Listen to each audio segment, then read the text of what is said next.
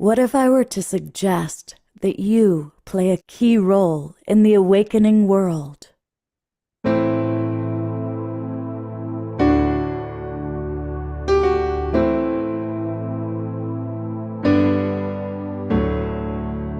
that you are watching this because you have heard the call.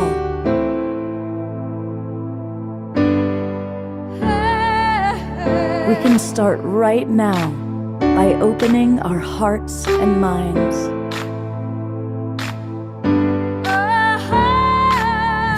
Welcome to the awakening world.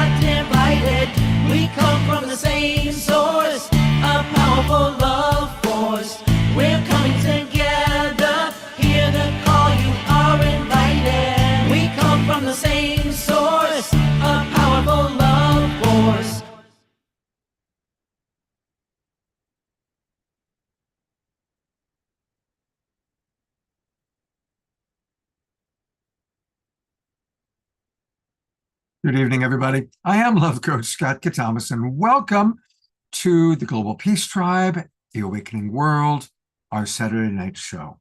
And tonight's a really, really fun show. You know, one of the things I love to do is promote conferences, festivals, summits, gatherings of like-minded souls. And probably one of the most, if not the most important gathering that's kind of happening for our tribe this summer is the EARTHSTOCK Summit. And so tonight we're dedicated to learning all about the EARTHSTOCK Summit. We're going to meet many of the core presenters, the core team putting all of this together. As always, we have some wonderful music. And look at all the people that are going to be joining us tonight. Of course, beloved brother Omashar will be providing us with not one, not two, but 3 songs. It's a 3-song night. The wild monk of the Mystic Monastery, Jerry Anderson, is going to be with us tonight, not just in the audience, but actually talking about EARTHSTOCK, because he's a big part of it. And our beloved friends, Connie and Andrew, back from Australia, always with new film projects. They're going to be with us as well. And another beloved friend that you all know, Maureen Edwardson, is with us tonight. So these are some of our friends that you all know, at least those of you in the Zoom room. But look at all the new people we're going to be meeting tonight. We're going to be meeting Shannon MacArthur. Whoops. There she is. And we're going to be meeting Nan Claudia. And we're going to be meeting Grandmother Gail. And we're going to be meeting the professor, Alan Tratner. And these are all people that are a big part of EARTHSTOCK. We also are going to have Hope Fitzgerald is coming back. And so we're really glad to have Hope with us. There is hope in the awakening world. So welcome back. And I'm now looking for the main man. There he is, Michael DiMartino. And Michael is the guy who's kind of at the center of all of this, putting it together. Welcome to the awakening world, Michael. Thank you so much. And it's really great to be here and appreciate all the work that you and Omashar do. And of course, you know, even though I'm here helping to coalesce all these amazing solutionaries and visionaries and wisdom keepers and grandmothers, that really this is an unprecedented collaboration of, at this point, almost 100 people and presenters. So really happy to be here tonight and get to speak to your community, which are all part of these great many hoops that are coming together at this incredibly transformational time on the earth. Beautiful. Well, I'm going to let you introduce Grandmother Gail, and she'll get us going with an opening prayer. And we'll be talking about EARTHSTOCK all throughout the evening. So take it away, Michael. Great. Thank you again. So, part of EARTHSTOCK, I will say very briefly, we are a foundation, but we're also an event. And the event is really focused on full spectrum regenerative solutions for change. So in doing that, we always invite the voices of our indigenous communities in and their knowledge to be heard. They always have a seat of honor at the table. So with that, I want to welcome my sister and a grandmother and spiritual advisor for this project in our community, Grandmother Gail Thomas. Thank you so much, Michael and Scott and Umshar and all who are gathered here. My ancestral name, Galigia Kariskwe, Dancing Heron, Dances with Death, Miguel. Grandmother, it's really hard to hear you. You've gotten really soft again. So if you could speak as loudly as possible so we can hear you, please. Thank you, Scott. Yeah, I disabled original sound and I'll turn it back on. But my ancestral name, Galigia Kariskwe, Dancing Heron, Dances with Death, call me Gail, in Wayumiganita, the river basin of the Long Man in Takiosti, Asheville, North Carolina. I live on our sacred mountain, Aragul, which means helping many people. And we are the people who resisted both removal on the Trail of Tears and the reservation the federal government calls Cherokee. We resisted by hiding in these lands, in these mountains. And our prayers are our songs. So Michael and I created this song together. And you're hearing it for the first time tonight. No sound? Thank you.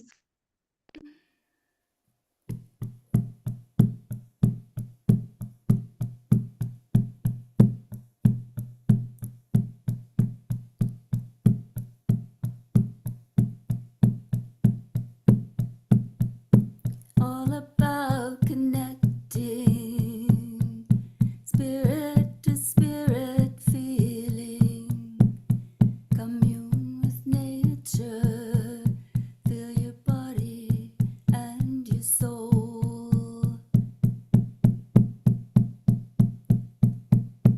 Mend the sacred with the whole.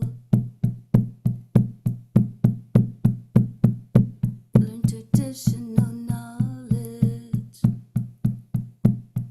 Experience each new ledge of creating at the edge. Inspire your spirit to glide in endless skies. Love can surely arise. Uplifting voices, outstretched arms, keeping us all from harm. Community calls in charm.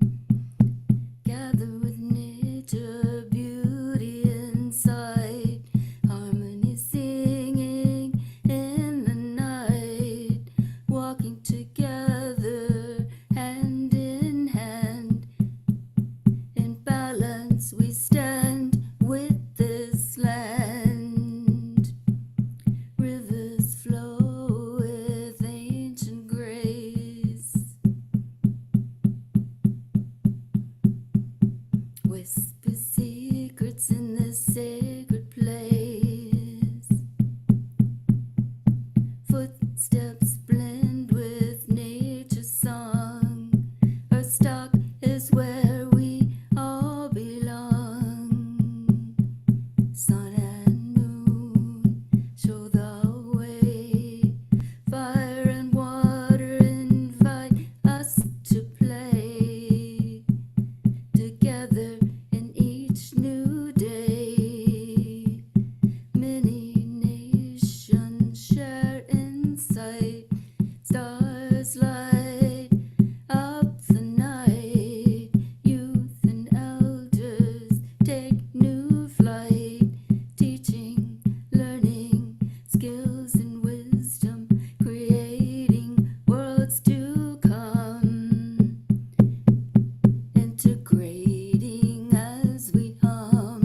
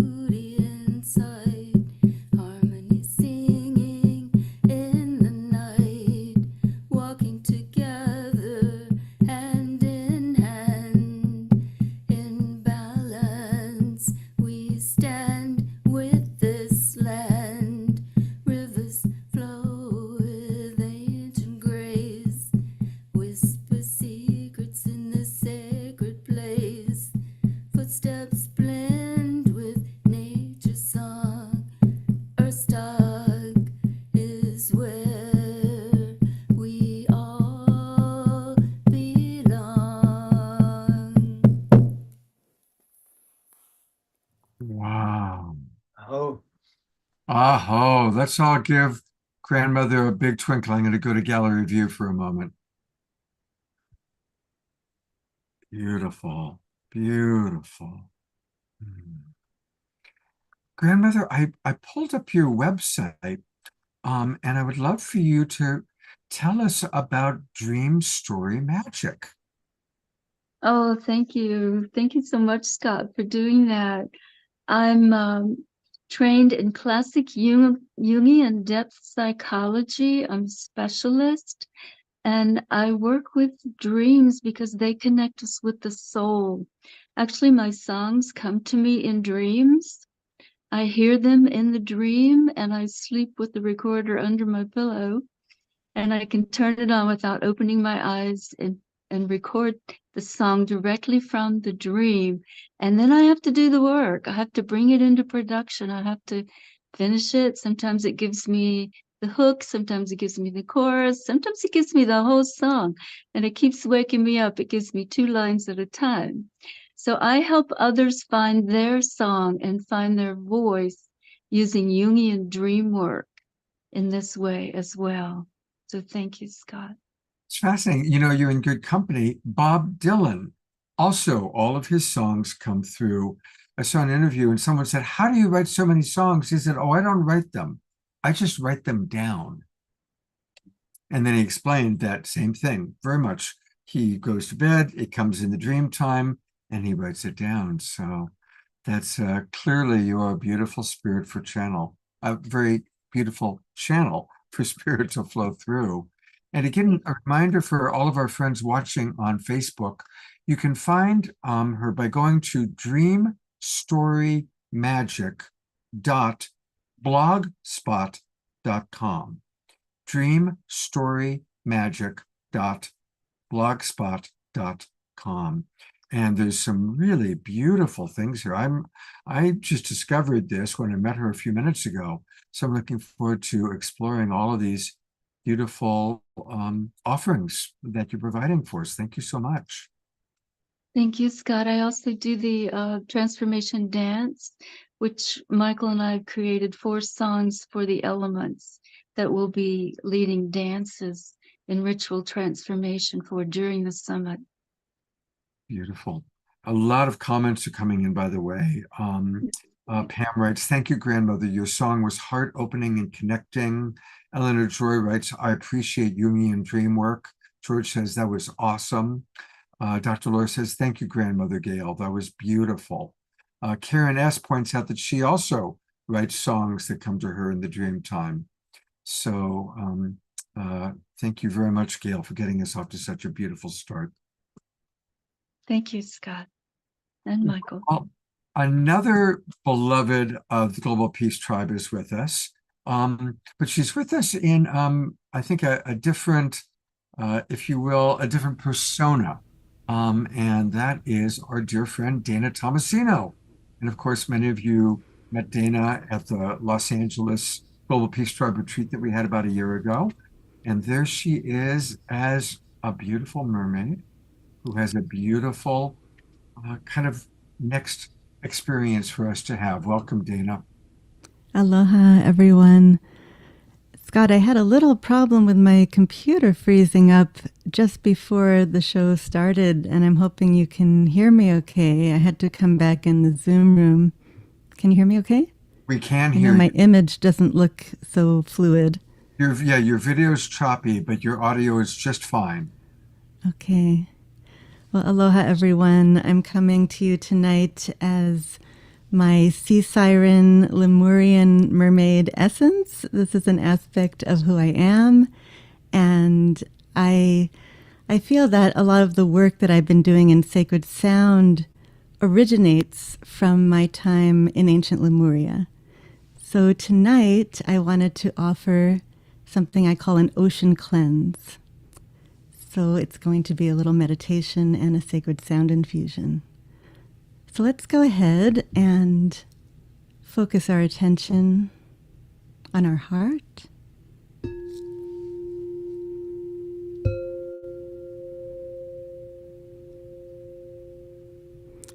And let's begin to breathe slowly and deeply with our breath coming in through our hearts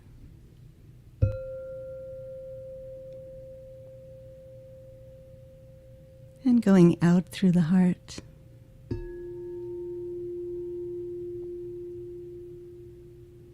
And breathing in through the heart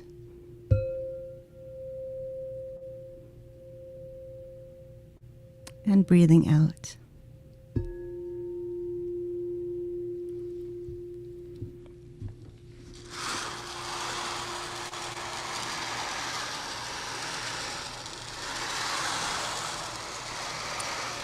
Now envision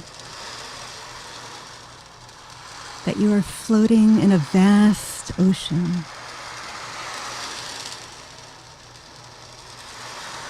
The waves gently washing over you.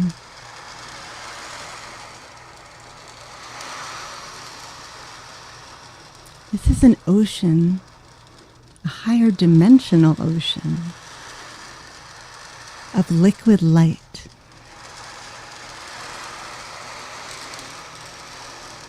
And this liquid light flows directly from source. This liquid light has the capacity and the power to transmute any and all density, physical pain, emotional pain and stress, energetic blocks. So simply relax into this ocean of liquid light.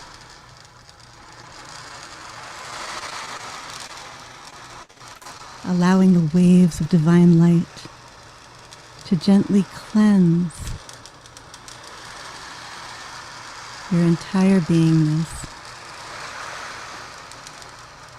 leaving you lighter, nourished, and filled with the energy of pure source light and love.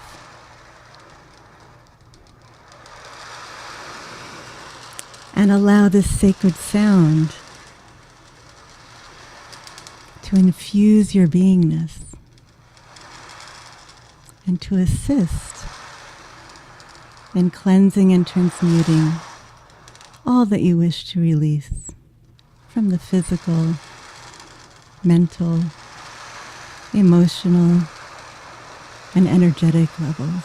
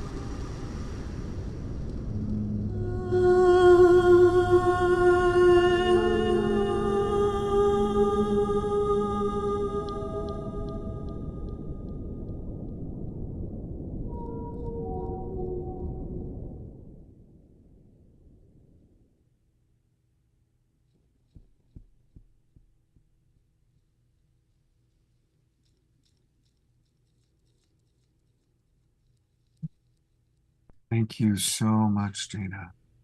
Let's all give the mermaid some beautiful, beautiful love. Absolute beautiful love. I put into the chat box a little bit about Dana, and I also put uh, her business card. But I also want to let you know about a very special event that's going on. Well, that's how you stay in touch with her on YouTube, or you can email her, or of course find her on Facebook. So I'll leave that up for a few moments for anybody on Facebook, anybody watching. This is how you can get in touch with Dana, her beautiful heart magic, and come to EARTHSTOCK. That's the best way to get in touch with Dana, either in person. And of course, that's a big part of what we really want to urge everybody tonight. Come to EARTHSTOCK. It's going to be quite wonderful. All the people going to meet tonight are going to be there. Then I also want to present to you, she is going to have a very special Sacred Sound Healing Journey celebration in conjunction with her birthday coming up on Monday, the 22nd. And it's also a fundraiser. Dana is going to Peace Week with Omashar and Ben Bowler and Kristen Hoffman and Antoinette and many of our friends who are going to Japan for Peace Week. And Dana's going as well. Dana, is there anything you'd like to add and share with us about your birthday celebration? Yes, I'm just inviting everyone to please come. This is the very first time that I've offered something like this. It is by donation. It's $22 suggested donation, but you can donate any amount, and that will be fully appreciated, and you're very welcome to join us. All you have to do is make any donation from your heart at my PayPal address that's on the flyer, and I'll send you the Zoom link, and we're going to have a beautiful time. It's going to be a sound healing journey, a group healing, something that we're going to do together, and then just a birthday celebration and a lot of sharing. So I hope you will join us on July 22nd, 2:22 p.m. Pacific time. Wonderful. I'm sure many, many, many of us will be there. Many of our family will be there, and I'll put the PDF in right now. Whoops, that's Omashar. Everybody. There we go. So it's in the chat box. And again, for those of you watching on Facebook, you can find it, I assume, on your Facebook page. If you go to Dana's Facebook page, we saw. Thank you so much, beautiful mermaid Dana. Always appreciate your offerings. And of course, I look forward to seeing everyone at EARTHSTOCK, where I'll be sharing my sacred sound work and heart coherence work as well. Beautiful. Thank you so much, Dana. Well, I'm speaking of EARTHSTOCK. Here he is. Here's the man, the myth, the legend, Michael DiMartino, who's putting this all together, along with an amazing. Oh, God. And among the amazing people that are part of this core group is our own wild monk of the Mystic Monastery, Durian. So it's pretty exciting. I think, guys, what I'm going to do is I'm going to play this opening video that just gives people a little bit of an introduction, and then we're going to talk about the festival. What happens when the world comes together with one common goal? EARTHSTOCK 2024, a revolution in environmental action. This isn't just another summit, it's a global gathering that celebrates and elevates the voices of all, from scientists to students, from activists to artists. At EARTHSTOCK, we believe that solving the climate crisis requires everyone. Yes, that means you too. Whether you're a tech guru, a philosopher, or someone who simply loves the planet, your contribution is vital. Dive into our world of workshops, talks, and interactive sessions. Be inspired by leaders like Heather Lynch, who reminds us that it takes a village to save our planet. Join us in making a pledge, learning about local tree species, or understanding the urgent shifts we need to embrace. Remember, at EARTHSTOCK, every small action adds up to massive change. Let's shape the future of our Earth together. Be the change you wish to see at EARTHSTOCK 2024. Beautiful, beautiful video. So, Michael, maybe start by telling us, how did this all evolve? How did this happen? It was actually by divine invitation. So just real quick, again, thank you, Scott. Thank you, everyone, for showing up. And I will say a big part of the mission of EARTHSTOCK is what we call full spectrum regenerative change. And many of you might be familiar with the work of Barbara Marx Hubbard. And she had something called the Wheel of Co-Creation. And the idea is that there's many different aspects of the work that all of us are doing around the world in our own communities. And EARTHSTOCK is an opportunity for us all to bring our superpowers, our solutions, our organizations together to help co-architect and co-create this new paradigm that is so obviously needed right now in a time of so many things, old paradigm collapsing, changing, and transitioning, everything from the environmental and ecological to the financial to the social to political. I mean, art, everything is in this flux, what I call regenesis, of this rebirthing transformational process. So very briefly, I am an interfaith minister. So a big part of my work throughout my life has been trying to explore and find the common ground while maintaining the diversity and the sovereignty of all of us in the work that and who we are from the various cultures and traditions, gender, generations, but to find common ground. So a lot of that accelerated in 1987 during Harmonic Convergence, where I spent some time with, I met grandfather David Menungie and Thomas Banyaka and some of the Hopi elders. I also, shortly after that, had spent a lot of time there. I learned about Hopi prophecy and the idea of earth changes and all these different concepts of, prophecies of what was happening and how that actually lined up with many traditions from around the world.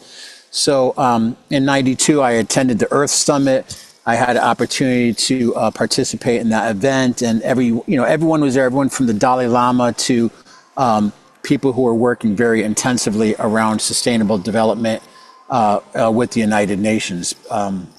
People like Hannah and Maurice Strong, who actually founded the community where I'm living now in Crestone. So there's not to go too far down the rabbit hole, this is a really an evolution of my own consciousness, but also more than just myself and more than EARTHSTOCK. It's just been an expression of this whole transition of what I call from Woodstock to EARTHSTOCK, where we had this zeitgeist explosion of art and consciousness, the American Indian movement, the health and wellness, people like Professor Troutner, one of the co-founders of Earth Day, art, culture, I mean, everything, back to the land movement, women's rights, human rights. We had luminaries like Martin Luther King. So it was this whole really zeitgeist moment of consciousness. And I feel like in the Mayan calendar, we talk about Baktuns. We're kind of at this crossroads again.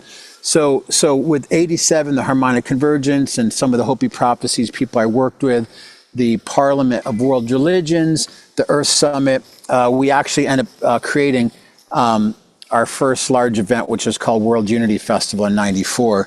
Little did we know with people like Chief Phil Lane Jr. and many others that were at that event, Babatunde Olatunji, that 20,000 people were going to arrive.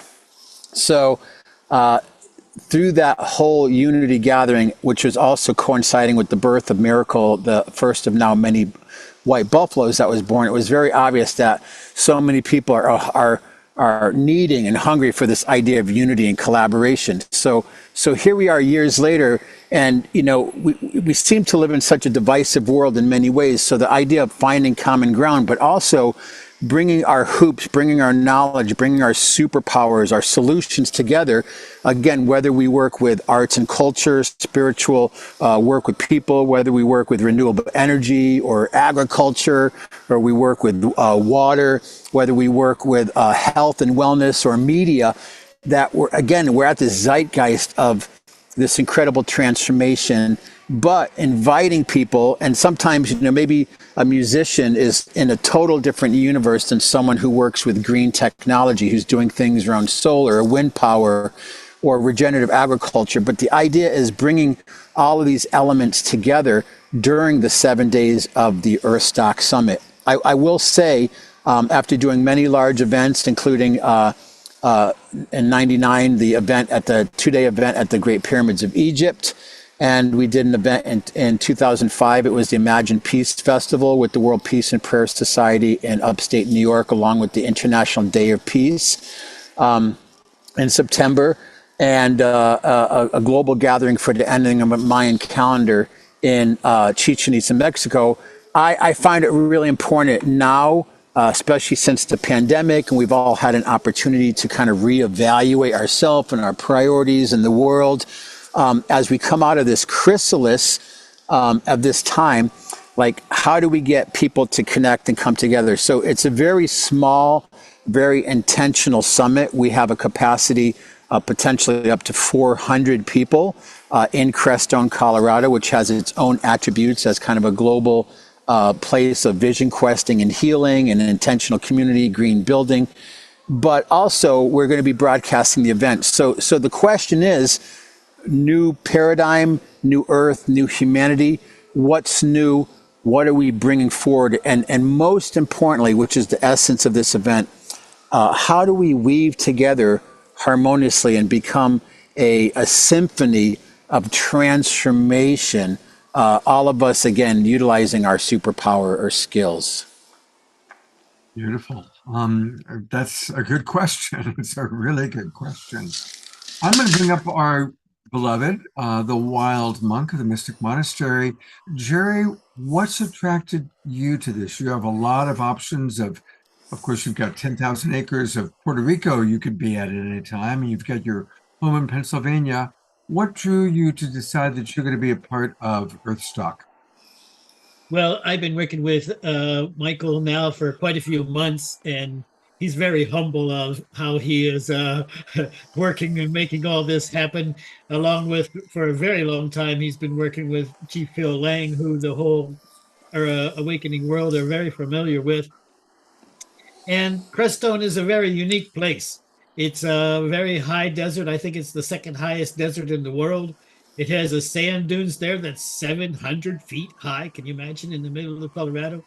So it's a very sacred place to the tribes. The mountains there is literally called the Mountain of the Blood. Uh, so Crestone is an exciting place to have such a world event. And like Michael was saying, we're broadcasting it out to the world as well as bringing in from the world, around the world. He is organized in Asia and Europe and Africa and Australia and South America, all the different kinds of tribes coming together and presenting. So as a video participant via Zoom, you will be able to receive teachings from Africa and all these places that Michael's put together. Amazing technologies from the Philippines and all the different areas where he's connected. And every week he has a Zoom meeting with that continent on building and bringing together all the assets so that we can really have a spectacular summit and bring all the wisdom and wisdom that can be shared and we can all implement in different ways. Yeah, beautifully stated. And I know you and I just started talking a little bit about possibly doing something in October on your land. Do you want to say anything about our audience? Just give a little Yes, teaser. yes, I would like to put out that in my prayer and meditation in the last week or two, I realized that October is such a fabulously beautiful time here in this area of Pennsylvania with all the fall colors and so forth. So I'm offering, and I haven't really set up the dates and so forth, but in October, looking at doing a spiritual encampment here on my 100 acres land along the river that flows all the way to the Mississippi from here. Wow. Well, maybe we'll have a Global Peace Tribe retreat in Pennsylvania. Yes, yes, yes. All are welcome. Oh, Yeah. beautiful. Thank you, Jerry. We'll hear more from Jerry a little bit later on. And here is another Global Peace Triber that you all know and love, who's also going to be a big part of the show. I should say of the summit. Michael is still training me. It's a summit. I'm used to saying show or festival. But Maureen, welcome back to the Awakening World, and welcome back to the world. You took a little visit out into the cosmos there for a bit. Yes, yes. And of course, after being in Australia for 2 of the 3 months with the honeymooners, Connie and Andrew, I went to the Holo movement in Spain, Ibiza, where I surprised myself and everyone by having a heart attack. And the good news is all the love, all the healing prayers instantly healed my heart. So the first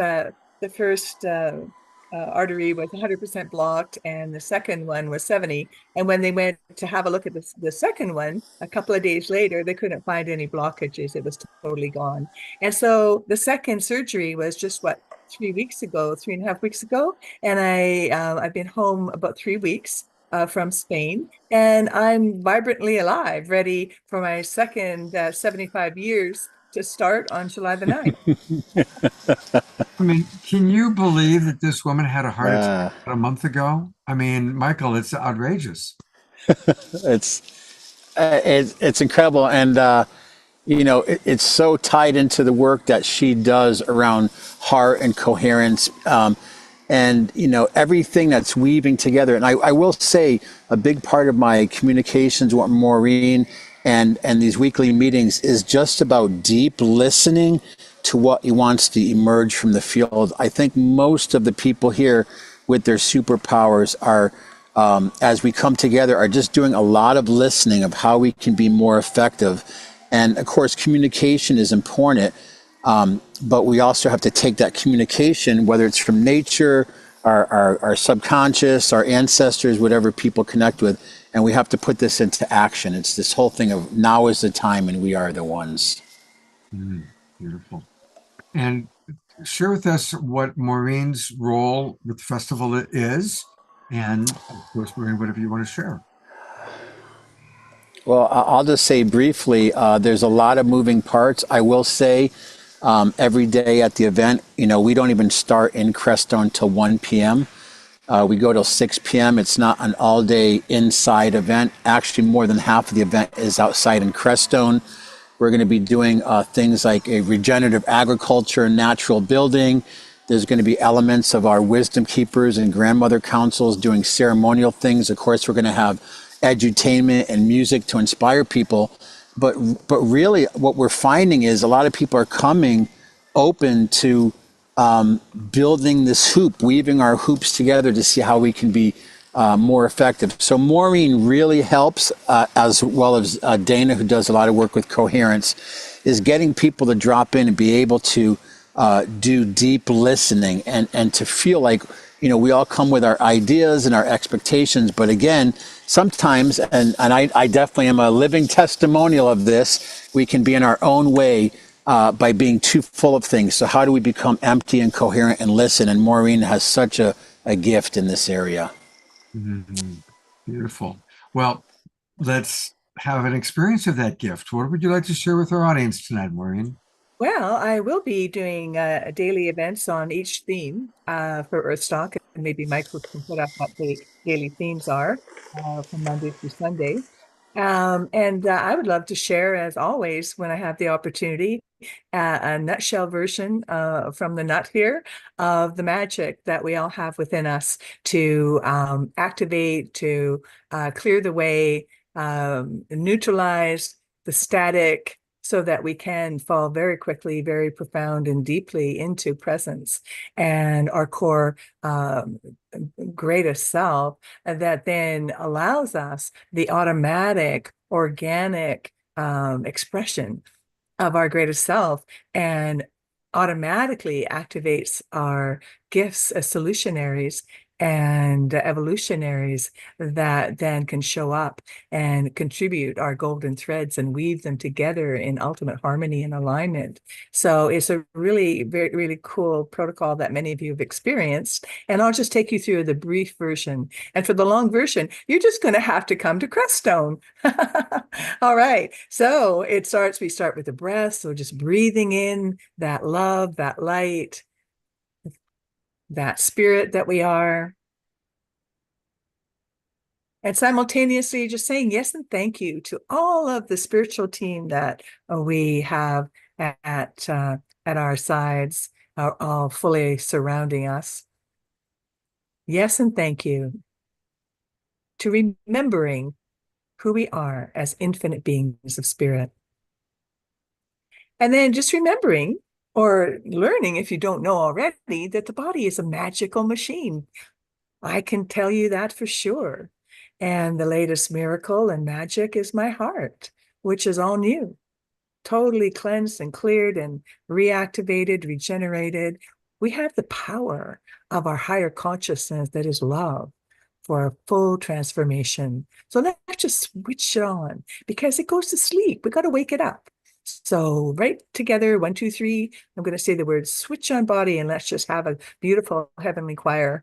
1, 2, 3, switch on body. Yay. And so now we are at choice. Who knew we had choice? Who knew that we're in charge of our personal universe?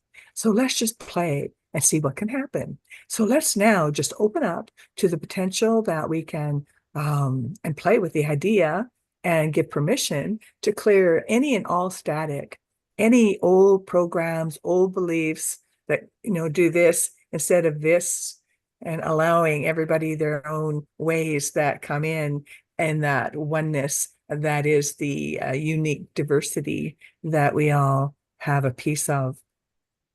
So all unresolved issues that stand in our way, known and unknown, because they're all happening in our field. They're all happening beyond our mind, and our body no longer needs to keep acting it out. So we can just relax and rest in that place of ease and grace, and allowing all levels of memory, all aspects of who we are. It's a full-scale matrix, super duper defrag antiviral program in that quantum superconscious where everything is here now. It's all available in frequency. And just allow, as you breathe in and out with awareness of your heart, and the operative agreements that allow such a profound shift to happen so quickly are is that you are agreeing with your own greater self and source itself, safe and appropriate, easy and gentle and gently, instant and permanent, effortless grace. And allowing the part of you that's open to something different being possible in a different way than what we've perhaps ever known as possible. And allowing the part of you that's really ready to step up and be the solutionary, be the evolutionary, be that greater self, shining bright, and allowing the community, to embrace you, and you embrace the community, and all is a most beautiful dance that we get to do together. And so now just allowing the part of you that knows how to go do all this beyond your conscious mind, beyond your body's need to keep getting poked by those signals in your field, all the signals are getting neutralized that are no longer relevant or necessary. So there's nothing else to do except just be in your heart and just breathe with awareness of your heart in and out. And knowing and trusting that in the background, in that place where there is no time, it's already done. And just allowing yourself to feel that end result of the chemistry of wholeness on a whole new level. That frequency of greater freedom to be more of your greater self than ever before. And then allow yourself to notice over the next few days what just drops in, how you feel, how you respond. It's magic. It's science. Guess what? It's science. And so now I invite you to put your hand on your heart and just fill it up with all your blessings. And as you feel that very, very quick, but very deep drop into presence, just feel the gratitude, feel the appreciation for life itself and for being here now. That's where everything finds us. So let's just take 5 deeper breaths to anchor that in on a whole new level. And it's fast, however, magical. So I'm going to ask you to pay attention over the next few days, report in next week, okay? Breathing in your first deep breath and breathing out, letting go. Second breath in, breathing out, letting go. Third deep breath, breathing in love. And just breathing out from your heart. So much love and peace. Breathing in and touching. Breathing out, letting go. And I lost count, so let's do one more.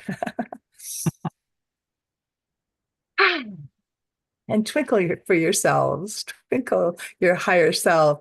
Twinkle your happiness for no reason. Oh, and do that single touch breath before you sleep, when you wake up. Anytime you happen to get triggered, nobody gets that, but if you do, you get to come back into balance and clarity, clearing anything and everything underneath that in that moment. So it's a beautiful tool. Self-help continues working and strengthening every time when you feel loving, when you feel a beautiful flower, smell a rose, just add that in. So we have that capacity to be the magic. So thank you so much. Wow.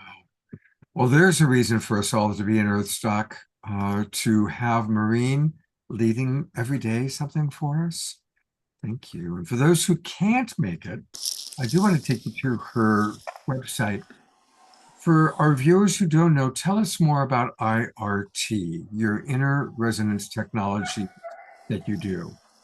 Because this is, I know, has changed many lives, including Connie and Andrews and some of the other people that are part of our Global Peace Tribe. It's true, and Andrew has a video testimonial on my website, and basically it's just helping us remember who we are, because isn't that the main issue? With all the trouble in the world, we've just forgotten who we are as love. We've forgotten who we are as spirit, and if that's really true, then what is possible? And then I also have a section on people that are choosing to be evolutionary solutionaries and join different programs like regrowing teeth, because we all have the program. We have the pattern in our field of our perfect blueprint. So people have healed and regrown kidneys in different ways with Russian DNA protocols of frequencies. Our body already knows how to do this. So we just have to set the right conditions and clear the way. So it's basically, clearing what's in our way so that naturally who we are organically arises and we're more magnificent than we can ever imagine. So it's very, very simple, but really joyful work, and miracles happen every moment. Beautiful. And again, for everybody watching on Facebook or YouTube, it's MaureenEdwardson.com, MaureenEdwardson.com. And she is one of these extraordinarily generous people. And she's offering a free 33-minute exploration session. So you can actually experience her for free. Well, usually it ends up as a whole session because I'm just incorrigible. Yeah, it's my joy. Oh, God bless you. Thank you so much for your amazing contributions. My dog jumped up just as you were here, so she wanted to see Maureen. Am I going to get a kiss? Hi, I remember her from LA. That's right. You met Jasmine Bear. I did meet Jazz. Yeah, so Maureen, thank you so very much. God bless you. And thank you for the time. Absolutely. We love you very much. Yeah. Well, I think with all that we've heard and all that we've experienced, it's time to digest. And the best way to digest is through Omashar music. We've gone, gosh, almost an hour and we haven't heard from Omashar yet. So it is my pleasure to bring up my beloved brother, the man who makes all things happen, the alpha and omega normally of the show, our three-song night man, Mr. Omashar. That would be me. And as I seem to be the one to help it digest, I'm going to have to rename my music, because I call it Metapop, which is metaphysical pop music, but meta probiotic pop music. And so what a show already. This feels so great. And Michael, you rock. Dana, you swim. Maureen, you're just a breath of fresh air. And Gail, thank you for starting us off. And I'm going to continue in that vein. Put a little bit of a cosmic backdrop on here. Change my sound settings.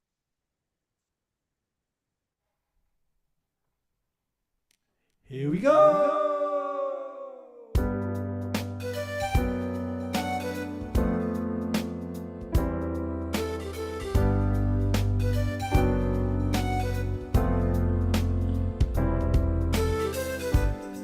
Another dawn, another day.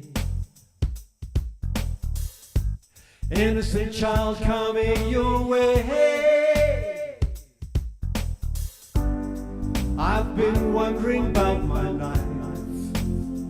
Oh yeah. Wondering about my state of mind. Then I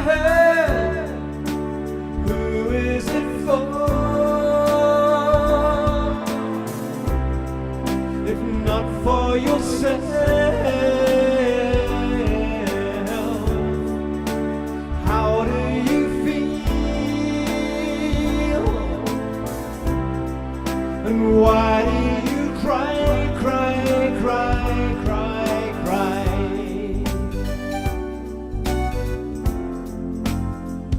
Shooby-doo-wop, whoa.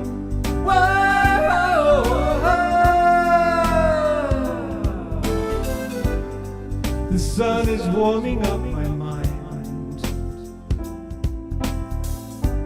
Ocean breeze blows me away. And yet still I've been wondering about my life. Oh yeah, wondering who will take my place. But then I heard, who is it for? If not for yourself, how do you feel? And why do you cry, cry, cry, cry, cry? Who is it for? If not for yourself,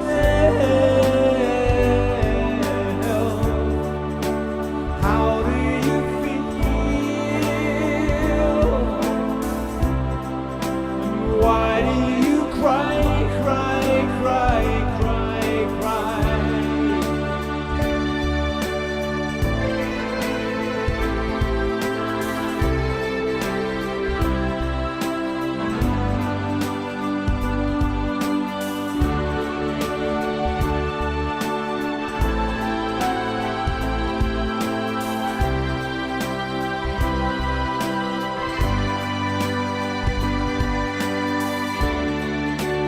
Who is it for? If not for yourself, how do you feel? So come on, let's fly. Come on, let's fly. Let's fly.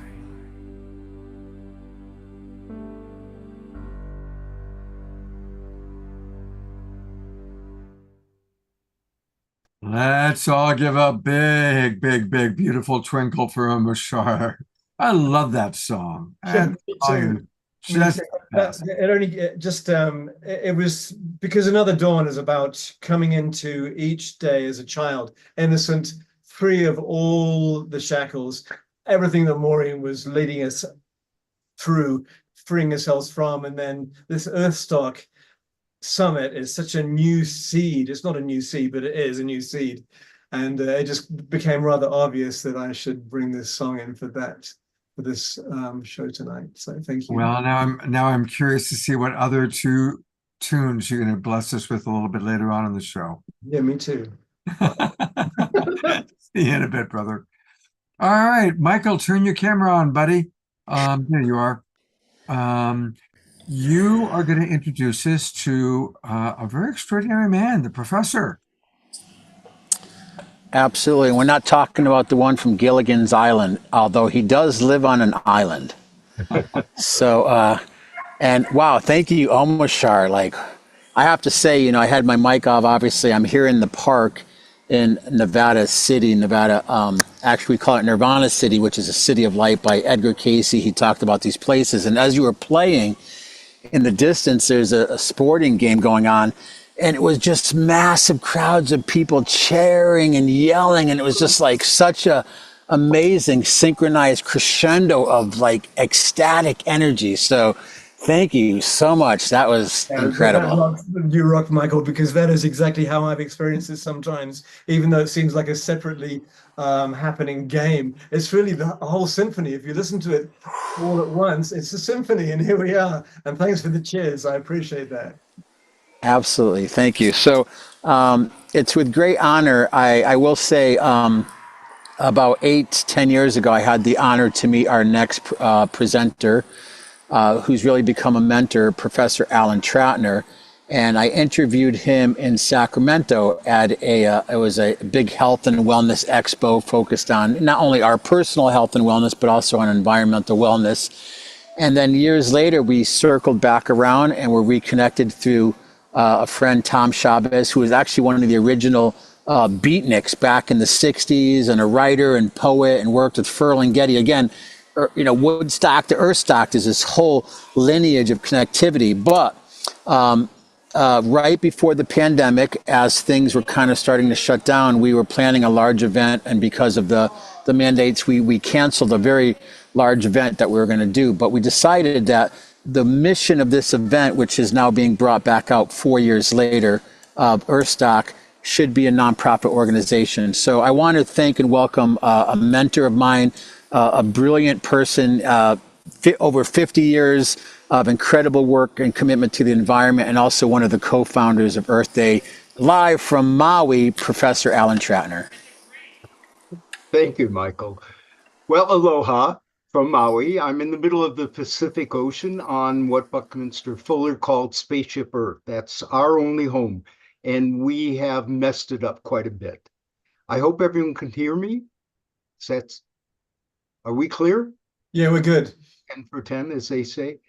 So yes, I was involved in very proudly so, in the actual founding of the original Earth Day. And then we went on to do the first International United Nations Conference of the Human Environment in Stockholm, and a gazillion other things. But the most important thing, on the occasion of Earth Day, I founded two organizations, the Environmental Education Group, to work with schools, and we did the first modules, environmental education modules anywhere, for the United States and then into other countries. But the most important thing I think that I created out of an inspiration that came in a dream, by the way, was Green to Gold. It was the first and pioneering, longest existing global incubator on the planet. It was all about, if we invented our way into the mess of pollution, how could we invent our way out of that and use our creativity and our spiritual abilities and everything to make a better economy, the green economy, the inclusive green economy.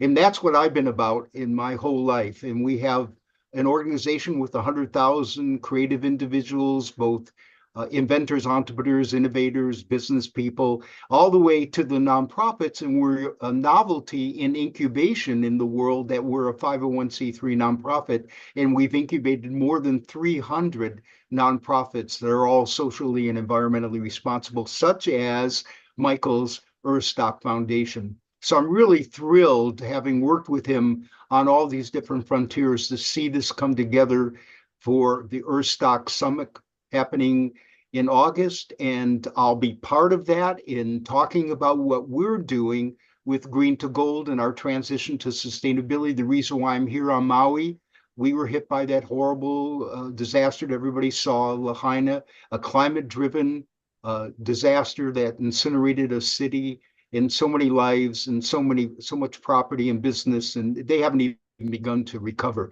But we were here to prevent that from happening. And now, because of working with Michael, we ended up doing, you'll see a poster up there in the back, Build Back Green. We created, like on a shoestring, an event that was about trying to draw together people that might be concerned about these climate-driven disasters, and offering shelters, raising awareness, having solutionaries, one of my favorite words that Michael invented. And I'm an inventor in renewable energy and all kinds of technologies and stuff, but it's just a great synergy to work with people like Michael and everyone else that he has hosted for those 7 days in August. But I will tell you, the other thrilling thing is that last year we had an opportunity to put together, I've been on all kinds of media in my life, Oprah, Good Morning America, CNN, my own national radio show, traveled the whole planet about sustainable economic development. But we've created something called Regenerative Media TV, which has actually grown now from a global platform that allows us to actually push forward all of our ventures and our nonprofits and everyone in between, curriculum and courses about solutions for this planet and how we get to that inclusive green economy, the utopic opportunity that we have to grasp right now. And I'm thrilled about it. And our transition to sustainability and the green economy is a part of that. And I want to help anybody that has great ideas, whether they're for nonprofits, impactful work, or for inventions, new green products, new sustainable regenerative products. That's what we're all about. We're pushing that into that green economy and getting rid of the ones that are polluting. We have a harm-free emporium. Do no harm to humans. Do no harm to animals. Do no harm to plants. Do no harm to the planet. That's a new credo that should be part of our green economy and the way we do capitalism on this planet. And so that's what I'm all about. And I'm so thrilled to be involved in helping push forward the summit and our new regenerative media TV. And to top that off is, wait, there's more. We have created a new alliance that's called Regeneration Global. And it is kind of like the assemblage of all the things I've been talking about, Michael's been talking about, that are needed in the world into a focused opportunity to bring three different major solutions. One is prevention and resilience for climate change disasters that everyone is experiencing around the planet. The second one is the Build Back Green that has taken on a life of its own to help people understand the solutions and how to help their local situations. And we build back from the green economy that's local. That's how we'll get a global green economy, is doing it in communities everywhere. And then the last one is bringing all the forces and the energy that we have of science and technology and solutions and methodologies to do a regenerative world, and bringing that to communities locally, empowering them with a green economy and good green jobs and solutions for hopelessness that children have and other populations around the world. How do you raise the poverty level of this planet without doing something better for everyone? And that's what the global green inclusive economy is about. And that's what we're trying to do. And that's going to be a part of our focus, being involved in the EARTHSTOCK Summit. So we invite everyone to participate and do their best. But if you have great ideas, don't be afraid to get a hold of me, because that's what I've been all about, is helping to mentor and incubate those ideas into things that will power up an inclusive green regenerative economy. Wow. Thank you so much for the wonderful work that you're doing. And what's the best way for people to reach you? I've put your website into the chat box. Is that the best way to reach you, or do you want to put in your email address? Sure. It's Alan at greentogold.org. And that's the best way to do it. I mean, we have 100,000 members around the world and 300 nonprofits that we've created, and it grows every day. And the more we get into the media and do things like the EARTHSTOCK Summit, the better more people that care about the planet, about health and welfare of everything, all the species, the biosystem of this planet. That's what we're trying to do. So if you want to reach me about anything having to do with making a difference in this world and how our incubator can help you, our nonprofit incubator, we do not take equity. We try to help everybody push forward those great ideas. So it's alan@green2gold.org, or just go to our website, green2gold.org. And certainly go to the EARTHSTOCK Festival website. And this is the press release that we had for Earth Day. Michael and I did a 3-day event that was for this past Earth Day. And it was on a Saturday and a Sunday and a Monday, the actual Earth Day. And what we presented was pretty incredible. The first day was about indigenous people and sovereignty and native people. And then the next day was about our 2 Build Back Greens for Maui and for Acapulco in Mexico that got hit by that horrible hurricane. And the last day was Earth Day, where we actually did a live broadcast where I was from Maui. Earth Day has become the largest civic event for humanity on this planet. Billions of people every year turn out, and it's driven by a lot of concern of the youth in the world and people that understand that this is our only home And this is where we get our survival from, and we better protect this system and make it better for everybody. I have a 10-year-old son, Quest, and now I know why I exist. I'm no longer the center of my own universe. And we got to make a future for everybody that's sustainable and healthy and makes economic sense. We don't have to destroy the opportunity for people to make a living and to help charitable institutions. We want to do that with good green jobs. Alan, there's actually a question that just came in, which I do want to ask you. I'm going to take a few extra minutes here. Grace asks, what can be done about the nations who feel at an existential threat, both economically and in terms of not having their voice effective any longer on the world stage because they are dependent on fossil fuel gains for just about everything? What an excellent question. I'm going to exceed my time if I answer those Yes, questions. you may exceed. I'm as God of this show, I'm granting you extra time. Okay. Well, then I won't be worried about that. Thank you. Excellent question. So part of what I was talking about in those three focuses of Regeneration Global, this new alliance, and what is going to be talked about and presented at the EARTHSTOCK Summit, is that we have the solutions. I've always been about transition. Now, there are some real bad players, bad actors on this planet, greed and terrible things and terrorism and all that. But for the most part, everybody that's doing a capitalistic or other kinds of systems, they're producing products and manufacturing things, and people were trying to driven to have the great freedom of being their own entrepreneurs or creating jobs and all that. And I always wanted to transition from where we are that's polluting to a non-polluting world that is more fair and equitable for everybody. And that means men, women, and every kind of person you can imagine. And quite frankly, this is what we've learned to do with technology and methodology. We have world-class experts. We have the solutions about fossil fuel generation.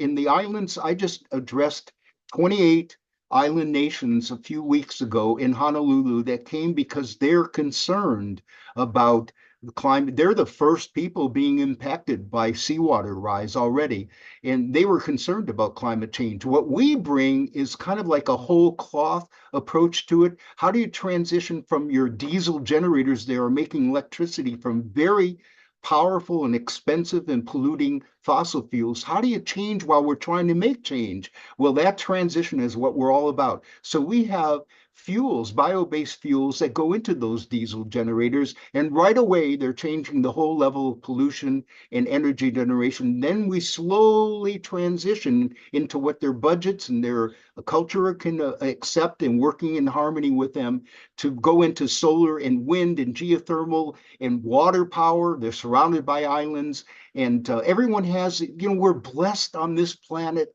from a fusion reactor 93 million miles away that powers all the life on this. The planet itself, geothermal energy, most people don't know. The core energy of the planet flows everywhere, and we can tap into that. And then wind and solar and everything else that's available. A bio-based economy is what we're pushing with the green economy, the sustainable, regenerative, bio-based economy, because you can make all the plastics in the world out of biological materials that are regenerative instead of fossil fuel and plastics. And that's part of the solution, is making the transition work so you slowly adopt and adapt into a fully 100%, 110, 120% renewable energy driven economy that powers all of your green factories and your biological opportunities in agriculture to make products for us. We can export and cause economic development and spread that throughout the world with good green products out of good green ventures and good green nonprofits. I hope that was a sufficient answer. Grace Denise writes, what you're doing, Alan, is fabulous. And yes, the island nations are at an existential threat, clearly. And the developing nations that have been trying to, get out of just pure survival, and the migration from climate change. and these issues that are about food. You know, Lester Thurrow from the World Watch Institute said we are facing three major problems. One is energy. It drives everything, and how we're polluting the world and carbon and everything else. And we can move. We have the solutions. That's the problem, is we have to adapt those solutions that would cause this for all of us to enjoy a clean environment powered by clean energy everywhere in every part of the world. There's a sustainable renewable energy. The second one was water, and the third was food. If we don't cure those issues, we're in big trouble, not only with the layer of climate change. You know, Al Gore, that I worked with when he was vice president in the 90s, we did the Eco Expo, the Green Business Conference, and he told the world the sky is falling, literally, you know, and we got to do something about that. And we have the solutions at Green to Gold and EARTHSTOCK, and a lot of you that are there, you know, combining those forces like Michael's doing at the EARTHSTOCK Summit in both a spiritual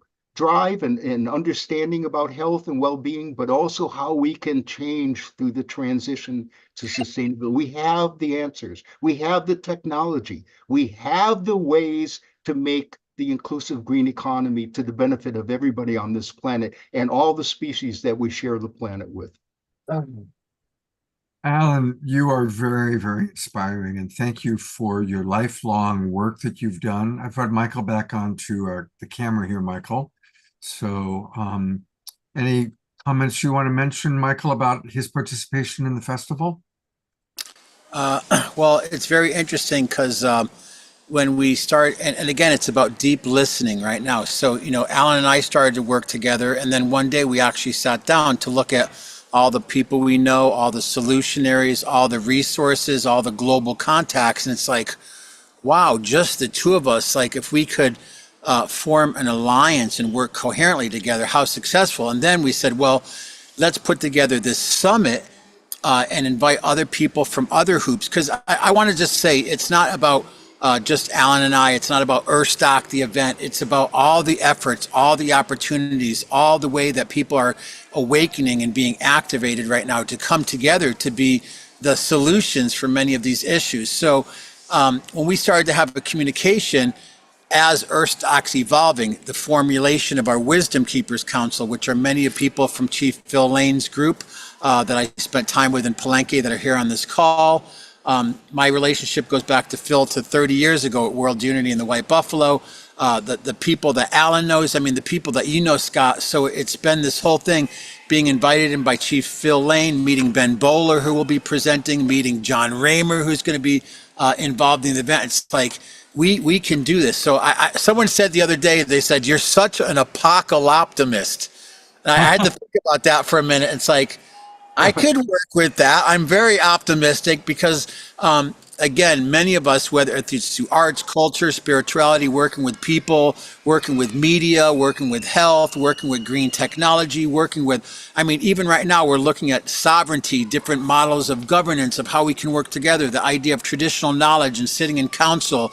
All these things are starting to, all the plates are starting to spin for EARTHSTOCK. So I will say it's been very much going out on a limb of belief and faith to even put this out to the world. And again, we're doing a very small, modest event in Crestone for a few hundred people. And a lot of the event is like, it's actually a retreat at the same time. But like Alan was saying, there's already the crowning of this cosmic potentiality that's being birthed through this event. And as Alan was saying, I mean, the incredible amount of people and organizations and resources that are bringing forward this architecting and engineering of this new paradigm in our solutionaries, it's truly humbling and mind-blowing and inspiring, especially, you know, as we're going through, you know, a lot of us through many transitions, and a lot of us have been through a lot of pain and alienation and trauma. So again, everyone is welcome to the table in that spirit of unity. And it's going to be broadcast, so we won't be just to the people that attend. It will be a global broadcast, and I'm proud to see that happen. I'm glad we put that together with the Regeneration Media. And there's a lot of pieces on the table. I want to just also emphasize, this is open-ended right now. We have 7 more weeks to collaborate and co-create this event, all culminating on Sunday, which we're going to be doing a Ho'oponopono, some reconciliation. We're working with the lighting of the sacred eighth fire. We actually have the daughter of Wallace Black Elk, the family of Black Elk Speaks, who we've talked about doing a mending of the sacred hoop. But it's all of these things working together, whatever your skill set and your power is. And I just want to, again, thank Alan for his patience, his mentorship, his 50 some odd years of incredible work. And now we're realizing that the resources, the solutions are here. We just have to come together and kind of deploy them and actualize them. And no one is left out. This is an inclusive movement. Even if you're doing something in your home about, hygiene products, cosmetics, household cleaners, if you do a victory garden, your own food sustainability, growing your organic garden, putting on solar panels, living a little more gently, we need big solutions, but it also takes every individual to do their part. Even if we're just talking about things like recycling and stop using the plastics, which have such a horrible impact. So again, thank you so much. And I feel complete. There's so many other great people here that their voices, have a lot to share this evening. And again, thank you so much, Alan. Alan, it's a pleasure to meet you. I didn't know you prior to tonight, and I'm glad to know you and really grateful for the work that you've done. By the way, Michael, you mentioned the eighth fire. The photograph behind me, I'll move out of the way, that is the picture taken of the eighth fire. And I use it as backdrop because I love to see the phoenix rising from the fire. Isn't that extraordinary? This fire that Chief Phil was talking about lighting for years, as long as I've known him. It finally happens. They take the picture and look at that image of the smoke and the phoenix rising from the fire. And that could, if we take that and put it along with your wonderful word of being an say it again? Apocalyptimist. Apocalyptimist. Sounds like a sea creature, Yes, right. And here comes a rare apocalyptimist. Okay, Yeah. I want to say mahalo to everybody. You know what that means here in Hawaii. It's a beautiful thank you, like aloha. Again, I've got to leave, but I've just been moved by the music and who's already been on. And I wish everybody great success and health. And please participate. And if you want to bring what we do to your local community, get a hold of Michael or me, because we want to help. That's what Build Back Green and preventing the disasters is all about. So again, and Alan, before you go, I just want to say the birth, Alan went to Maui to start this transition to sustainability academy and project. After he was there, I think it was about a year, talk about lemons into lemonade. Then there was the Maui fire when we realized, wow, transition to sustainability. We need to be like green responders.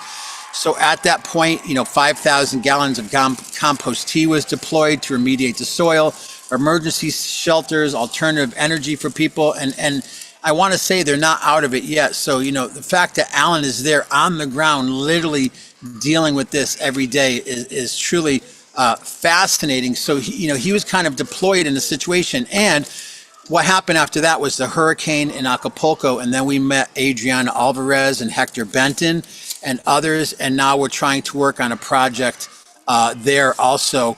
And we've made a lot of progress. And again, I don't want to get into an infomercial about it, but, we're all part of the change. We just have to find where we can fit into this puzzle and doing it in a way, because we're human beings, in the most humble way, in the most gentle way, because we have a lot of dynamic people and personalities. And we have to, most importantly right now, we have to reconcile the past so we can move forward and together as a humanity and a civilization, and not as a countercultural statement, but the potentially that our survival, our health, our quality of life, our children really depend on our ability to do that. For my generation, peace to all of you, and thank you very much, and mahalo. Thank you, Alan. Again, thank you for the wonderful work you're doing.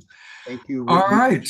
Alan is going to exit stage left, and Nan Claudia is coming on stage right. Please tell us about this wonderful person. Michael.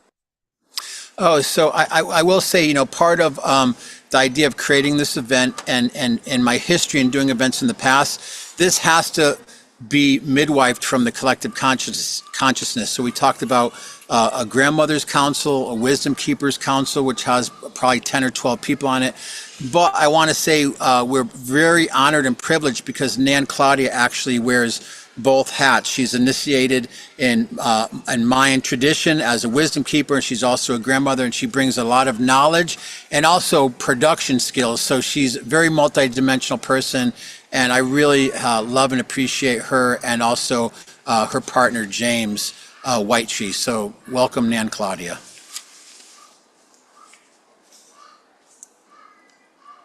Hello, everyone. Thank you so much, Michael, for the introduction. Thank you, Scott, for hosting us. And thank you to all of your lovely faces. From my heart to your heart, I am Ishpalam Kame. That is my Mayan name. My birth name is Claudia Valdez Vega. And I'm coming to you right now from the Canadian Shield. I'm in Ontario, Canada. And I will be at EARTHSTOCK bringing to you the messages from the Maya Quiche tradition and bringing the elements and the knowledge and the wisdom of the Quetzal, or how we like to refer it, Cucumats, or the feathered serpent. In the Maya tradition, we believe to be a whole person, we have to work on the spirit, the emotional, the mental, the physical, all of the different aspects of the body. So not only am I wearing the hat and bringing some of the Mayan wisdom, but I also steward 42 acres here in Ontario off grid. We are on wells, solar power, so the regeneration and trying to be sustainable is extremely important in these days. One of the reasons I am loving what Michael's putting here together is that it is so well-rounded. Every day there is a different element and topic that we are touching on. This summit is not only, I love Michael's words when he says ear tickling. We're not just ear tickling. We are really networking, and we're coming together with solutions and actions for the future. So we do have a grandmother's council. There's a men's circle. There's a youth, teenage, young adults group that's joined as well. And me personally, I have been on the Union of the Eagle, Condor, Quetzal, and Hummingbird for the last 2 years. The year before that, I was on a pilgrimage as well with the majority of that group, where we did a lot of ceremony, and we went to major sacred sites in Mexico and in Guatemala. So I will be doing ceremony and bringing probably some workshops on behalf of and alongside of the other grandmothers. Me and my partner will also be helping clear space. In my tradition, I'm a sumadora. So I will be walking around with my smudger and my copal and sage and palo santo. So we will have the 3 medicines from the north, the central, and the south to keep the energy clean, smooth, vibrant, and uplifting. So, yeah, looking forward to it. Beautiful. Thank you, Nan Claudia. And since you were part of the whole Palenque thing and the lighting of the 8th fire, help weave the thread between that experience and what's going to be happening at EARTHSTOCK for us. There is a day that we were talking about prophecies, and it also comes into the indigenous wisdom, the original teachings. So it's all interwoven. This prophecy, it is about how the different energies come together, the masculine, the feminine, as well as all of the people of Abya, how we can walk, how we can fly together in balance, and how we can support each other to make that happen. So there's a lot of things that the council is working on that I'll probably be bringing to Crestone and talking a little bit about that. There's projects that are going on in Mexico, La Ventana, that is being, run with Adriana. Nana Mima, that's on the council, is starting some wonderful projects in Guatemala. So, from being on the council, there's different things that are being spearheaded. There's different summits, festivals, workshops, presentations that we're doing all over the place to get, the word out. And all of these prophecies are all culminating and coming to be at the same time. So the time is now. It is extraordinary, isn't it? How many prophecies and how many, from so many different cultures, so many different points of view, that this is it. This is an extraordinary time on our planet, a truly extraordinary time. Absolutely. Now, I would love for you to share with the audience a little bit more about the work you do, the Small Medium at Large. That's her website, everybody. The Small Medium at Large, Claudia Valdez, Psychic and Spiritual Medium. Can you tell us a little bit more about the work you do and maybe some of the people you enjoy working with, and some of our audience might want to work with you? Absolutely. I am quite busy and I've got different baskets that I'm helping weave. I've been part of the pagan community here in Ontario, traveling around with the festivals. Not only am I a steward of the 42 acres of land that we call Stoneheart, there's a link on that website. You can take a look at what we're building. We've got ancestor altars, we've got a Mayan mesa, we've got a 9-ring labyrinth built throughout the forest. We've got a great fairy trail that people walk through, and we've put gnomes and fairies and shiny things and all sorts of stuff throughout the path. We have again different healing spaces on the land there. In Hamilton, Ontario, I've also got a small shop where I sell metaphysical, spiritual items, candles, incense, tarot cards. I am a natural born psychic medium. And besides my teenage years where it started to, scare me, and I dropped it for a little bit, I decided to pick it back up in my early 20s and really just dedicate myself to spirit. And instead of being afraid, really working with the ancestors. I am a channel and an oracle, so I do bring messages for the collective, but as well, I tap in and I tune into the individual ancestors, family, friends that have passed away and crossed over into spirit. Oh, beautiful. So I bring through the afterlife. Dr. Laura has a question. Yeah. She asks, Nan, could you please tell us a little bit more about the 6th sun, which is what we are in right now? Oh, I think that's way too much to go into. Oh, okay. Totally caught me off guard. And that's big. That's like talking about the Mayan calendar. I mean, the Mayan calendar is a living, breathing, ever evolving calendar that teaches us how to live within, the heaven and the earth, the cosmos and everything within it. The 6th sun, like the 8th fire, like the prophecy of the union of the birds, they're really in depth. Mm-hmm. Maybe we'll touch upon that at EARTHSTOCK. Tune in. That's a good one. Right? Tickets are on sale now for anyone who can't join us. So that has been released. Tickets are on sale to join us. We have a GoFundMe. Please support. Beautiful. Nan, Claudia, thank you again. It's good to see you again. God bless you so much. Thank you so much for having us on your show, Scott. It's lovely to be here. Absolutely. Thank you. Many blessings. You have such beautiful energy, just beautiful. All right, well, time for some more digestion. Time to move and groove. So I'm looking forward to seeing Maureen and Jerry and everybody else moving and grooving and dancing because it's time for some more Omashar.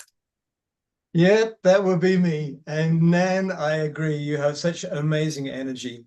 In fact, everybody of the presenters this evening has amazing energy. And it's lovely to see all these hoops coming together. And I'm so honored and grateful to be a part of it. And anyway, now for something completely different. And well, not really, but here we go. This is a sign. Here's another sign. Here's another sign.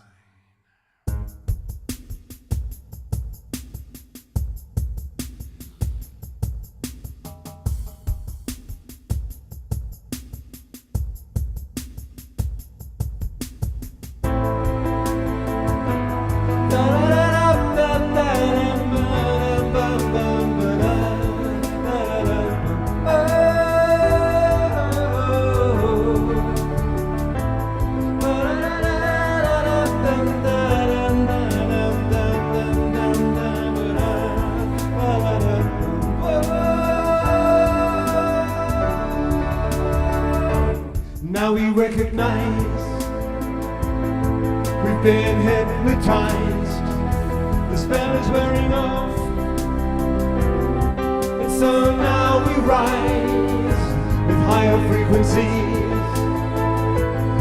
There is no disguise. The truth of life itself is now realized.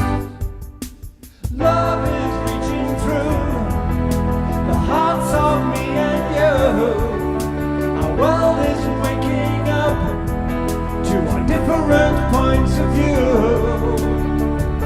'Cause now we recognize we've been hypnotized. The spell is wearing off, and so now we rise with higher frequencies. There is no disguise. The truth of life itself is now realized. So shake yourself free of the past. No longer do we walk in the dark. And show each other what we can do, and let the light shine right on through.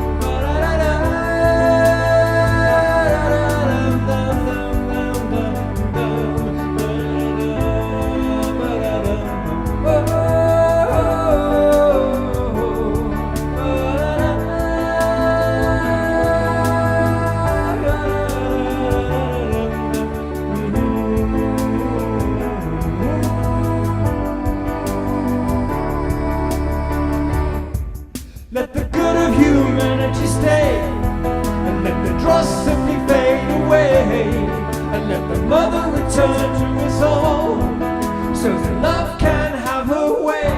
'Cause now we recognize we've been hypnotized. The spell is wearing off, and so now we rise with higher frequencies. There is no disguise. The truth of life itself is now realized. Because love is reaching through the hearts of me and you. Our world is waking up to our different points of view.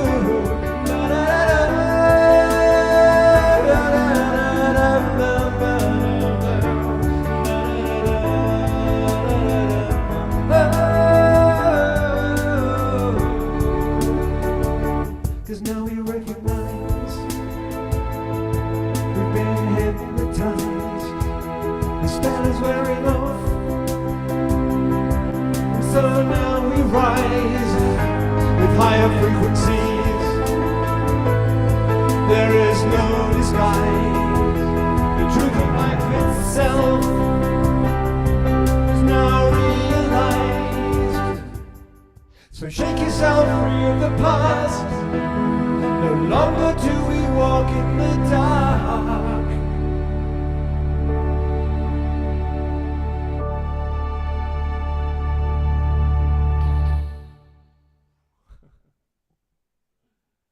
Let's all give a big, big twinkle because now we realize that we have been hypnotized, And no but longer do we are walk in the dark. magnetized by the great Omoshar. Namaste. Oh, that's beautiful. I'm wondering, did that song start with that beautiful opening line? Like, did you get that idea of we've been hypnotized? Did it start with that thought and then the song built out of there? This one I'm kind of wondering because this is a recent one. This was written within the last 8 or 9 weeks, and something must have triggered it because often I will have a book and I'll just have a one word or one sentence will come through my mind and it'll say to me, "That's a song, you know," and so I'll quickly write it down.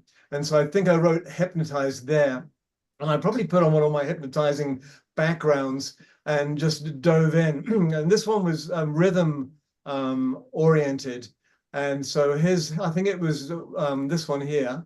Woohoo! And that'll do it for you every time. But this one really did write itself again. And that's all I have to say on that. I can't remember any more than that because Okay. I live too much in the present. And And just on the present, anything you want to share about what's really stood out for you tonight in our show tonight?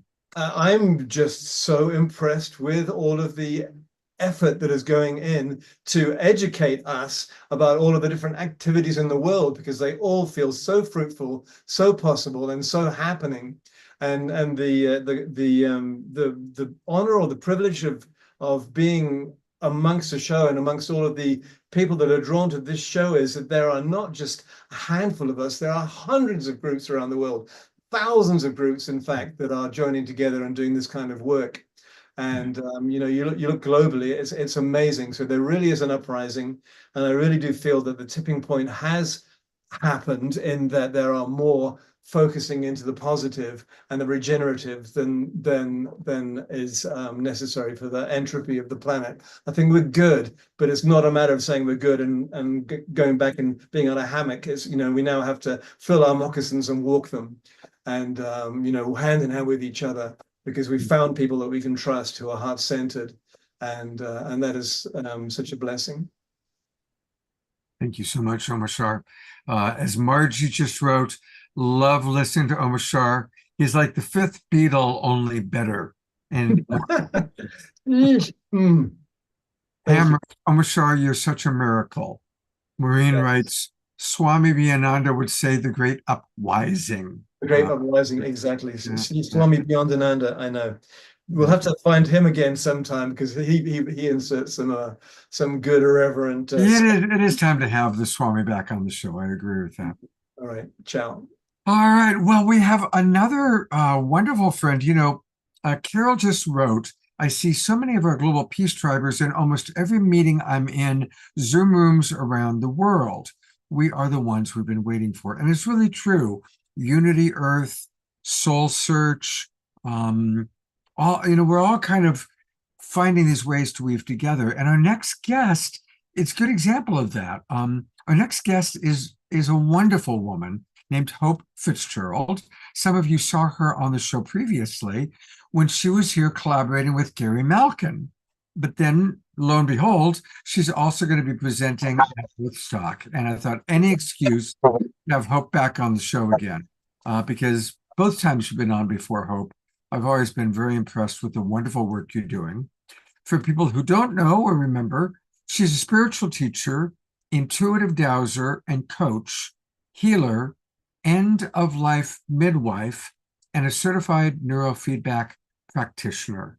And of course, when she was here with Gary Malkin, you were talking about the wonderful work you're doing with graceful passages and helping people to not only transition, but also those of us who are helping people to transition. What are you going to be doing with EARTHSTOCK, Hope? And welcome back. Well, thank you so much. And boy, oh boy, what a lineup tonight. And I've been introduced during the show, I've been introduced to people I have not been aware of, and I'm just so grateful for this opportunity. And I have to thank Shannon MacArthur, because it is through Shannon that I am invited to this incredible event, and I'm so humbled to be a part of it. What I think I'm bringing to the table is the infinity wave, this tool that came to me in a series of visions back in 2010 that I've been teaching about ever since. And if there's one thing that I can say about the infinity wave, it is a great unifier. So for all these different people with all their different approaches, the infinity wave has the mechanism to pull everyone together into the same boat, so to speak. It is the shape of the infinity, and it could go up or down, sideways or upwards. And it's made of flowing water. And there's a whole reason for the geometry. It's an old geometry. We know that it's got its own magical powers. But the water is an extra element. And it's not just because the very beautiful fact that water is conscious, and people like Veda Austin are making us everywhere aware of that nowadays, based on even before that, Dr. Emoto. But the infinity wave itself is a representation of an extremely purified energy of love and compassion. So high, let's say 10th dimensional, not to get into the weeds on that, but so high and pristine that we really don't feel it so much. It's not a feeling. We don't have that on this planet. We have emotion, but the infinity wave is a higher vibe than that. And the effect that it has is to lift all boats into a higher place very quickly and effortlessly. So I think that's what I'm bringing to the party. Shannon, correct me if I'm wrong, but I think that's what I'm going to be sharing. And it's also a tool for spiritual evolution. And if there's anything that I have taken away from this evening, is that it's all talking about the next phase of our existence. And so the infinity wave is here as a tool to help us evolve without so much struggle, without the breaking free of the ways it used to be in the past, which was very dualistic. Things took a long time, No, we don't have time anymore. Everything is speeding up so much. We need something that's very quick and effective. And the infinity wave is. So I'm going to be sharing about that and maybe running some practices. I'm not quite sure, but that's my contribution. Beautiful, beautiful. And tell us, are you still doing with Gary, are you still doing the end-of-life midwifing work? Well, yes, what Gary and I have a website called you-awake.com that was really born out of a couple of things. One was his Graceful Passages work, which of course most people know about. And I learned about it 20 years ago. And before I ever knew who Gary was, I was employing the Graceful Passages for my own mother's passing. And it changed my life.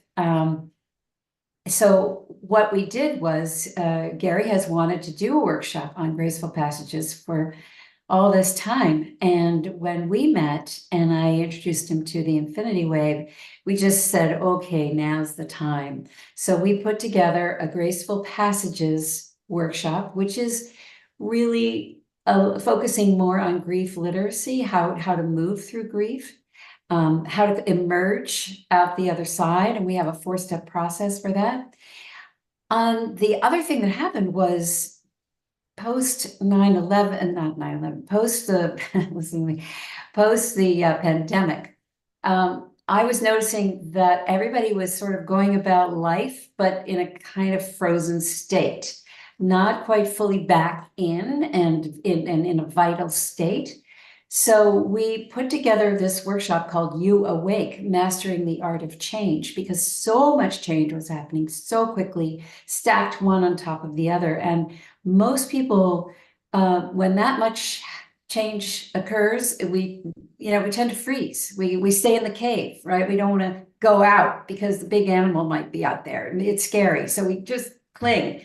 But that's not how we want to live. We want to live in flow. We want to be in a flow state. We want to be vital. So that workshop, the You Awake Mastering the Art of Change workshop, is really more addressed for change literacy. And we actually have a workshop coming up in July. So yes, we are still working together very much hand in hand. And these one-day workshops are actually pretty miraculous at turning people around very quickly. Beautiful. Well, I'm going to go to your website real quickly.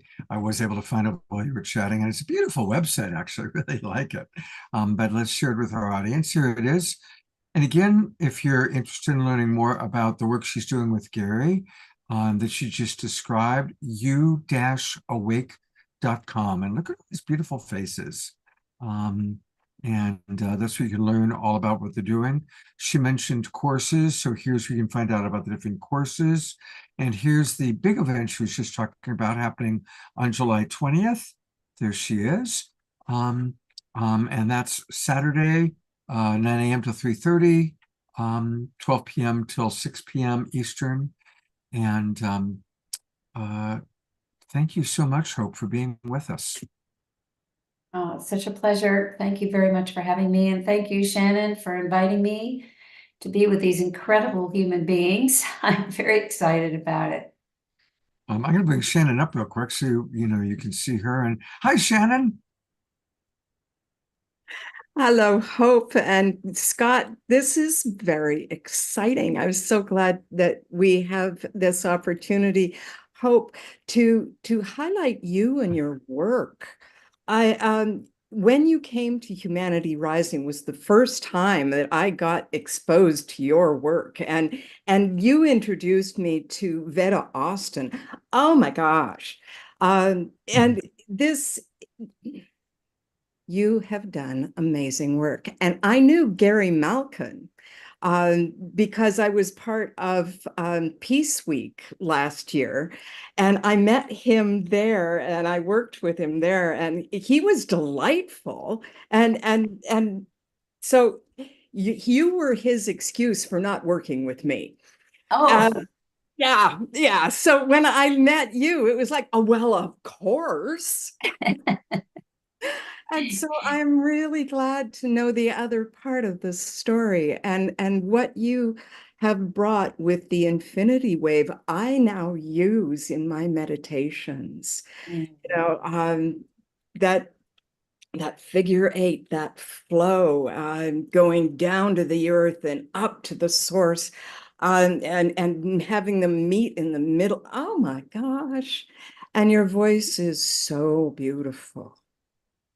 Oh, thank you so much. Thank you so much, Shannon. I have been in the last month or so, a lot of people have started coming my way, and I've been hearing fresh voices talking about how the infinity wave. I just feel like there's a readiness now that people are hungry for it. So they're telling me day after day how it is just making life easier and more full. So I'm really happy to hear that you're having a similar experience. Absolutely. Thank you so much. I think Scott is going to be introducing me next, and so I'm looking forward to that. And so I get to talk some more, and Good. I'm so I glad. will bow out. What a beautiful transition. And actually, Michael was going to do the introduction of you.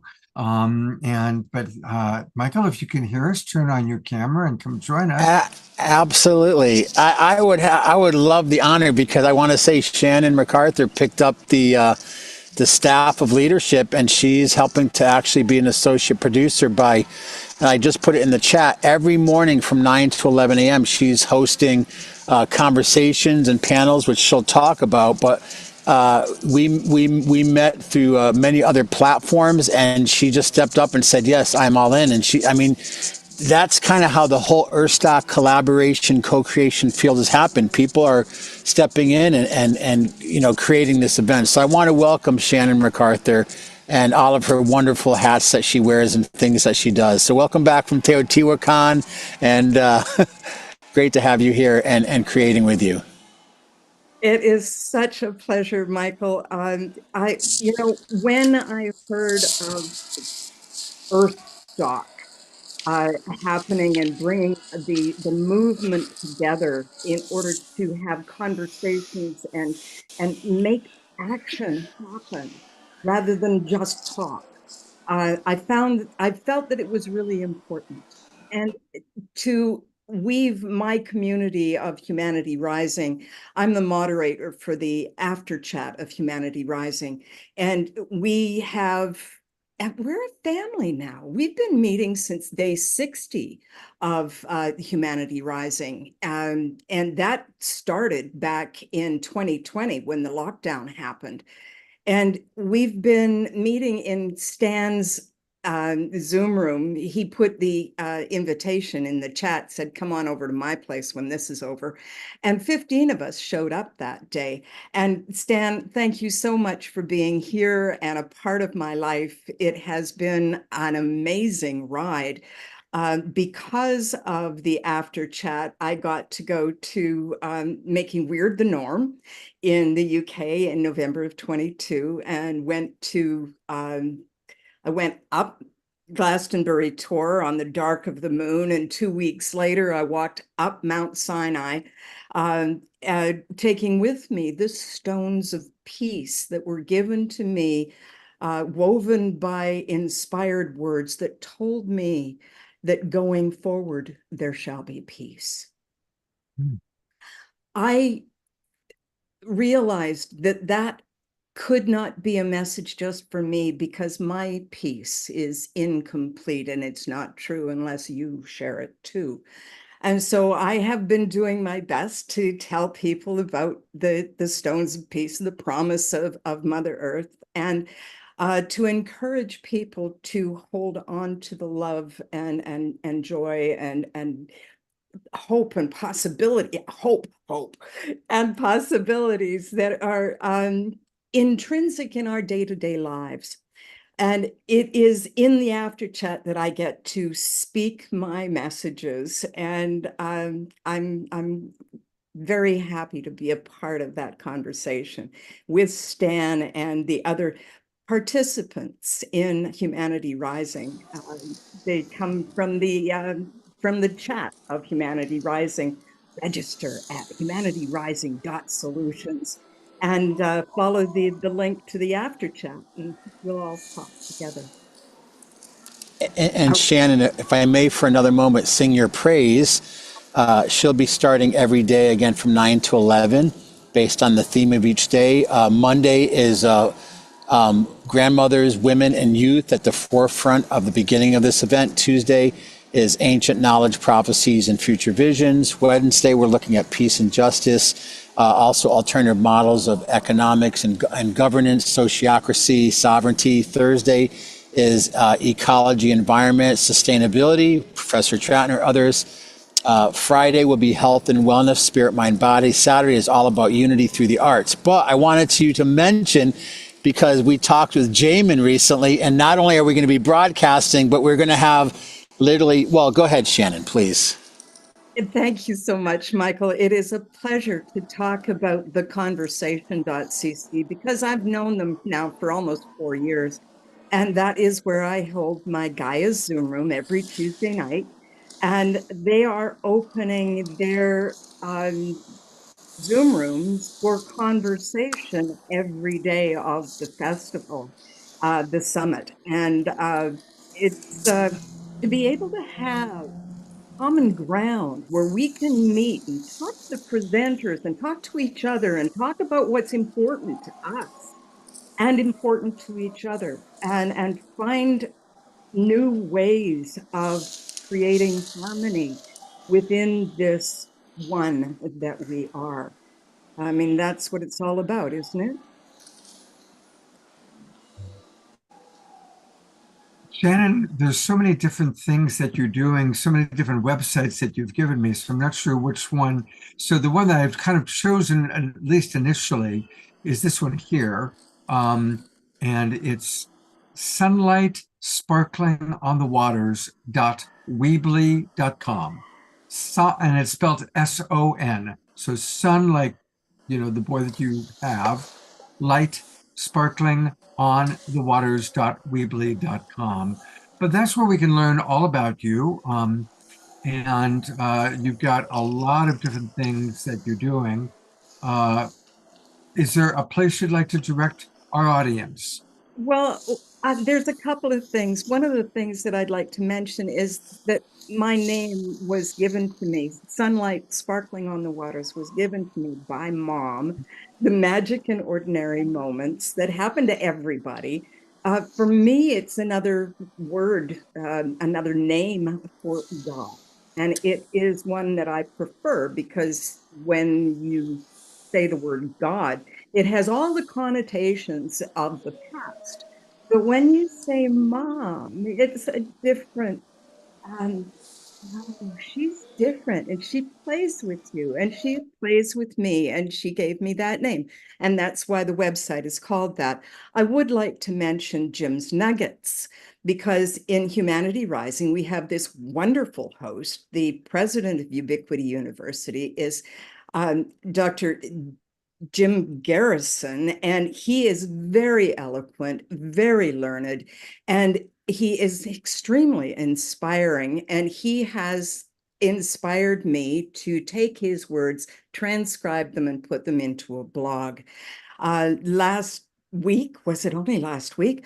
I went to Teotihuacan, Mexico, to join him and more than 70 others on pilgrimage. And we went through ceremony and because he was inspired by the Kogi message from Mother Earth that we were talking about in the chat just here a little while ago. And that has inspired everything since September of this year. And the pilgrimage and trying to see past the bad news of that prophecy from the Kogi into how we can respond in a good way.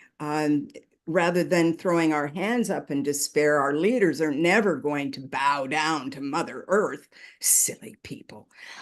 Instead, we have to find our own way. And it's true. Each one of us needs to respond to Mother Earth's message in our own way. And well, there's just so much to say. Thank you so much for listening. So thank you, Shannon. Clearly, I've learned that you're a very important part of what's making this all happen. So God bless you in this chapter of your life and all that you're doing. All the wonderful work with Jim Garrison, the wonderful work with Michael, EARTHSTOCK. Thank you. God bless you for who you are. Scott, if you don't mind, I would like to mention that Ubiquity University is offering credits to people who are involved with EARTHSTOCK towards educational credits. If you go and attend and write a paper on your experience, you can get credits from Ubiquity University. So just to be clear, if somebody attends EARTHSTOCK and they write about it, they write an essay or they write about it, they can get credits. And how do those credits work? Let me just credits towards a graduate degree at Ubiquity University are available for participants in EARTHSTOCK Summit upon completion of a post paper related to your experience of the summit. Wow. For more information, contact admissions at Ubiquity University. Can you take whatever you're reading, copy it, and put it in the chat box, please? I will do that. That would be a pleasure.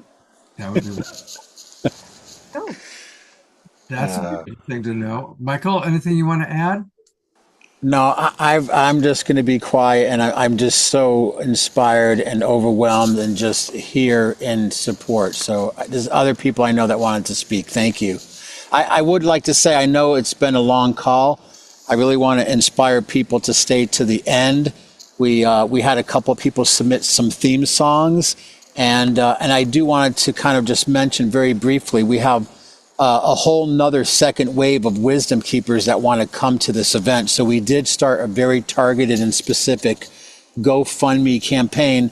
And all of this enthusiasm, I need to ground it, because we are trying to bring other delegates from South America and North America, including Marcello Zaiduni from Bolivia, part of the Eagle Condor Council, Hector Benton, Jennifer Black Elk, and others. So, practically logistics, my production brain is kicking in like, please help support, and everything is all tax deductible. But no, I'm just overwhelmed and super inspired. Thank you so much, Scott. Sure. So there is a GoFundMe, and if you're feeling, hopefully some of you are feeling inspired, and this money will go towards bringing Indigenous elders to the summit. So if you just go to GoFundMe and do a search for support Earthstock, it'll come up easily for you. Here is the link. The link has also been put into the chat box by Michael. And so let's do that. Let's be generous. Let's support this really wonderful, wonderful organization. I certainly am grateful for everything that you're doing, Michael. And I do want to be respectful. I didn't openly post that. I sent it to you, Scott. I didn't want to go outside of whatever your protocol is and just be like, throw money at us. So again, it's there to be shared if that's appropriate. Thank you. Everybody, please throw money at them. I'm putting it in the chat box officially. I didn't realize you had sent it to me as a direct message. It is now in the chat box for everybody that's in our Zoom room to see. And for those of you that are not in our Zoom room, you should be. And it's really easy to do that. I think I'll go ahead and do that right now. I'm going to change my virtual background. First, go to the Global Peace Tribe. And that's who we are. We are the Global Peace Tribe. And we've been doing shows since the beginning of the pandemic, well over 4 years now. We currently do a show every Wednesday night and every Saturday night. And then we do special events. Like tomorrow morning, we're doing a really fun event, a Sacred Sunday show tomorrow morning, coming live from the Enlightenment Expo. This is a great time to join the Global Peace Tribe, because our new season begins on July 1st, which is Monday. And we go season by season. So July, August, and September is our next season. So if you register, you're going to get all the Zoom room links to all of our shows. That's Awakening World on Wednesday and Saturday nights, and our special events like we're doing tomorrow morning. You'll get the Zoom room links, and then you're in the Zoom room chatting away with our amazing guests and the wonderful Global Peace Tribe community. So go to globalpeacetribe.com, globalpeacetribe.com. You can scroll around and learn all about the shows that we do and see a lot of the people that are regular presenters on our show. Antoinette was just on, Patron Antoinette was just on last Wednesday. There's our friends, the Twin Ray. We do meditation every evening. There's a lot going on. Just click register for the new season. That'll take you to the link to register for the Awakening World. And of course, for all of you that are in the Zoom room right now, thank you for being subscribers. But just remember that it's important that you resubscribe. Now, most of you already have, but for those of you that haven't resubscribed yet, I'm putting that into the chat box right now. Now's the time to do it so you don't miss any of our shows. And we've got a lot of really good things planned. Well, it's my pleasure to bring up that wonderful couple. We like to call them the honeymooners. They just got back from an amazing trip to Australia. And of course, I'm talking about our beloved friends, Connie and Andrew.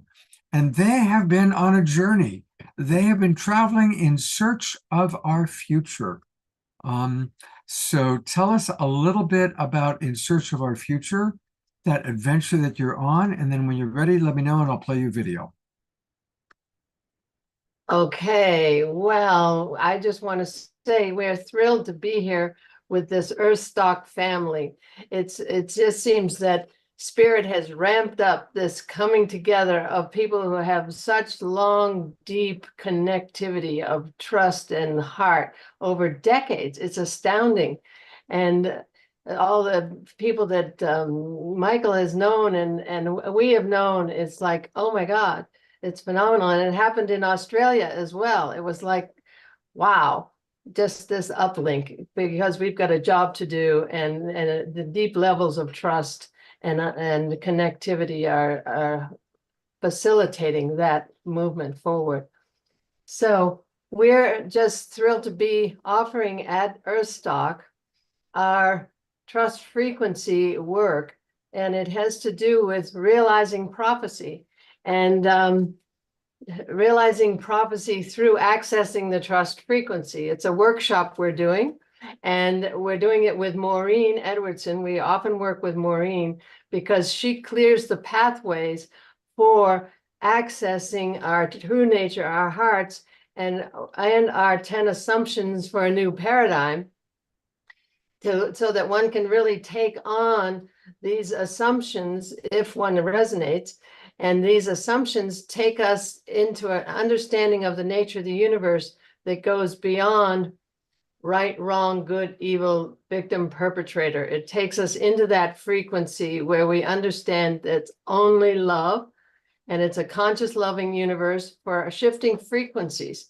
Because from our understanding, we're not going to get to this new earth in this lower vibration when we're still stuck in victim, perpetrator, right, wrong, good, evil. So it's a huge leap. And our dear friend Maureen helps people to clear out those old assumptions, those unexamined, erroneous assumptions about the nature of the universe. And because we've been attached to those, we think that's how the universe works because we were told that as children, and the whole culture revolves around it. And we've got to let that go because we're being called into a higher frequency now. And to get there, to go with the earth as she rises in frequency, we've got to shed that. And Maureen's work with IRT facilitates that. So that's one of our offerings. And our other offering that we're bringing to the EARTHSTOCK is our film. And Andrew will tell you a bit about that. So yeah, that's something I think that has not been mentioned this evening, Michael. The film festival aspect of EARTHSTOCK, there is a film series that will be screening at the local college, I believe. And we have just returned, as you know, from Australia with some brand new material. We go in search of the future, Scott, and it may sound strange, but in our search for the future, where do we go? We go to the most ancient origins of our species. So the first film, as you will see in the little 2-minute trailer that Scott will play in a couple of minutes here, you will see some very beautiful buns. And I'm not kidding, because these are basically little amazing human beings with the most beautiful rear ends dancing around a fire. And I'm just being funny there, but it's beautiful. I'm so proud of having got that footage 20 years ago, friends, with the Bushmen of the Kalahari. You know them from The Gods Must Be Crazy. They carry the world's oldest DNA. They carry some of the world's most beautiful, amazing, relevant wisdom to our current situation. And to fast forward to 2024, we've just returned from Australia, where we went in search of the same ancient elders, this time the Aboriginals, so-called, or the ancient custodians of the sacred country in Australia. And the beauty that we returned with is absolutely gorgeous. So we'll be screening something at EARTHSTOCK. I'm not sure where we'll get with that. We will certainly have at least a 20-minute high-quality presentation to make there. Plus, in Australia, we took the original film, In Search of the Future 1, and upscaled it. I had a feeling, so I took with me the master files and we upscaled it to high definition. It was shot in the old standard definition format. It is now reborn, remastered, and we will be showing that for the first time at EARTHSTOCK. So that's a bit of a report there. And we were with Maureen in Australia. She's in the film. Yeah, she's as in the is film. Scott, and as is Mhm. as are all of you eventually one of these days, one of these ways, as we travel and get these interviews captured. Yeah, and Maureen was so responsible for so much of the interconnectivity in Australia. And she had never been there, but she had a following in Australia for her IRT. Yeah. And so the magic just wove this incredible 3 months there. Yeah. And we were just so cared for by everyone who drove us, who housed us, the Aboriginal elders who invited us to the corroboree, and all that good stuff. And the Mungo Man, the celebration of the 50 years of the founding of Mungo Man, 42,000, what did I say? Founding. Founding. He was founded. The discovery by Jim Bowler, the father of Ben Bowler of Unity Earth. Think So about I mean, that, a just pure magic. 42,000-year-old perfectly preserved skeleton of in a ritual, highly sophisticated, highly civilized burial 42,000 years ago. I mean, it's just extraordinary what we are discovering here and what we have been able to bring to the story that is this thing that we call In Search of the Future. And I'll just mention there's another thing happening also called, but it's called Summit for the Future, and it's at the the UN. United Nations, September 19th, and it looks like we're getting involved with that as well. So that's really interesting. The future is becoming, the future is now. The future, if we don't get to the future right now, who knows what if we let the future just happen by default, we don't know. So there's wisdom emerging, and we're so just joyful. And I just want to say, Maureen, you're looking so great, so beautiful. It's so good to see you with everything you've been through. You look totally reborn. Yeah. Yeah, it's so wonderful. And as far as we're concerned, the only way out is up to a higher frequency. So everyone do your work, shed those old patterns and old thinkings and those wounds. Go and do the process of coming to loving yourself, all of yourself that you brought to the party. You promised to bring a party, and it's you, and it's all of you, and it's just so important to do that shadow work, to get up individually, get up into that higher frequency, to know that it's all love. Nothing has ever happened to us, it's happened for us. So let's have a look at it's a 2-minute teaser of our first film, In Search of the Future, What Do the Wise Ones Know? So 2004, we started shooting this. It premiered at the Harmony Festival in Santa Rosa, California in 2007. So Scott, are you ready with that? I sure am. And Deborah Gusti, I'll tell you, Deborah Deborah, those folks gave us $10,000 to bring our elders to the Harmony Festival. Yeah. So see this interconnectedness? It's just so heartwarming. It's just like, oh my God. And Michael DiMartino's relationship with Wallace Black Elk, who was a great friend of mine for many decades, and now Wallace's daughter Jennifer. it's all beautifully And they're coming connected. It's like amazing. All right, here we go.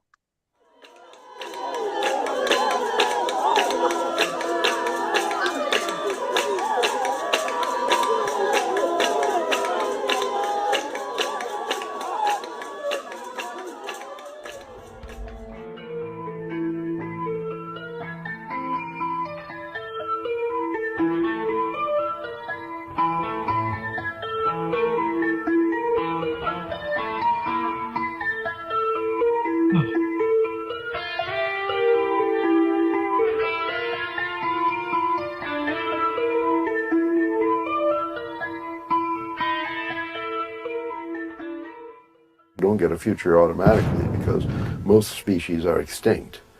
And our species certainly seems to be approaching extinction. Many people have been concentrating on the Mayan calendar, which we all know ends December the 21st, 2012. The Mayan calendar predicts that in the year 2012, there will be the end of life on this earth as we know it now. The elders I've worked with in Guatemala, they say we came from the stars, which would make us all extraterrestrial. So you're saying that we are not monkeys, they're not going to become monkeys, or we are not coming from the monkeys? Everything out there is spiritual. This is a spiritual world, a divine world. All things, seen and unseen things, originate from this great power. We can't live really spiritually healthy or physically healthy or mentally healthy without love. What could a new consciousness bring to life on this planet? Wake up and be aware. Do something. Change your way of life. If we believe in scarcity, if we believe in separation, we will create poverty, we will create war. The kind of shift I'm talking about in growing up is literally, strictly a change of how we think. Where we are going is a great awakening of the magic in the human heart.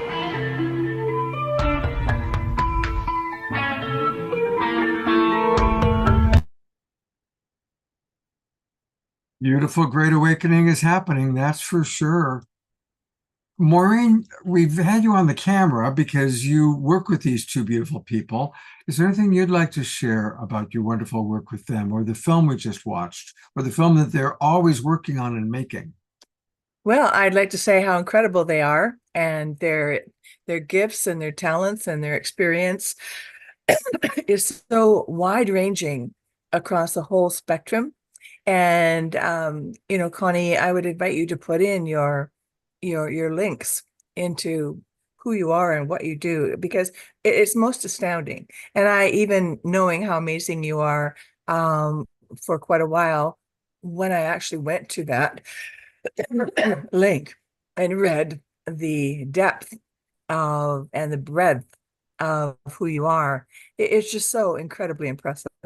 And I'm just so grateful and proud to be your close friends and your collaborator. We have so much fun together.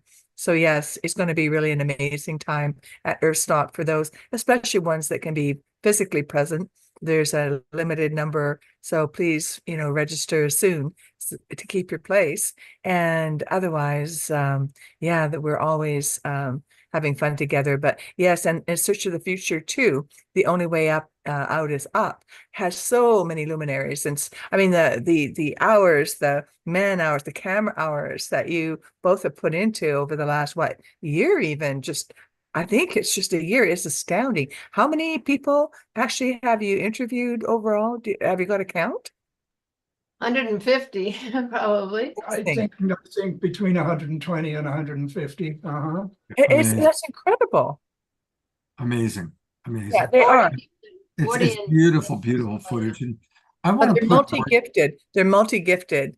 And so, I put a link into the trustfrequency.net where you'll see also their relationship. And I know, Scott, with your focus on relationships on this show and in your life and in your work, they do have a dance of souls course, which is amazing.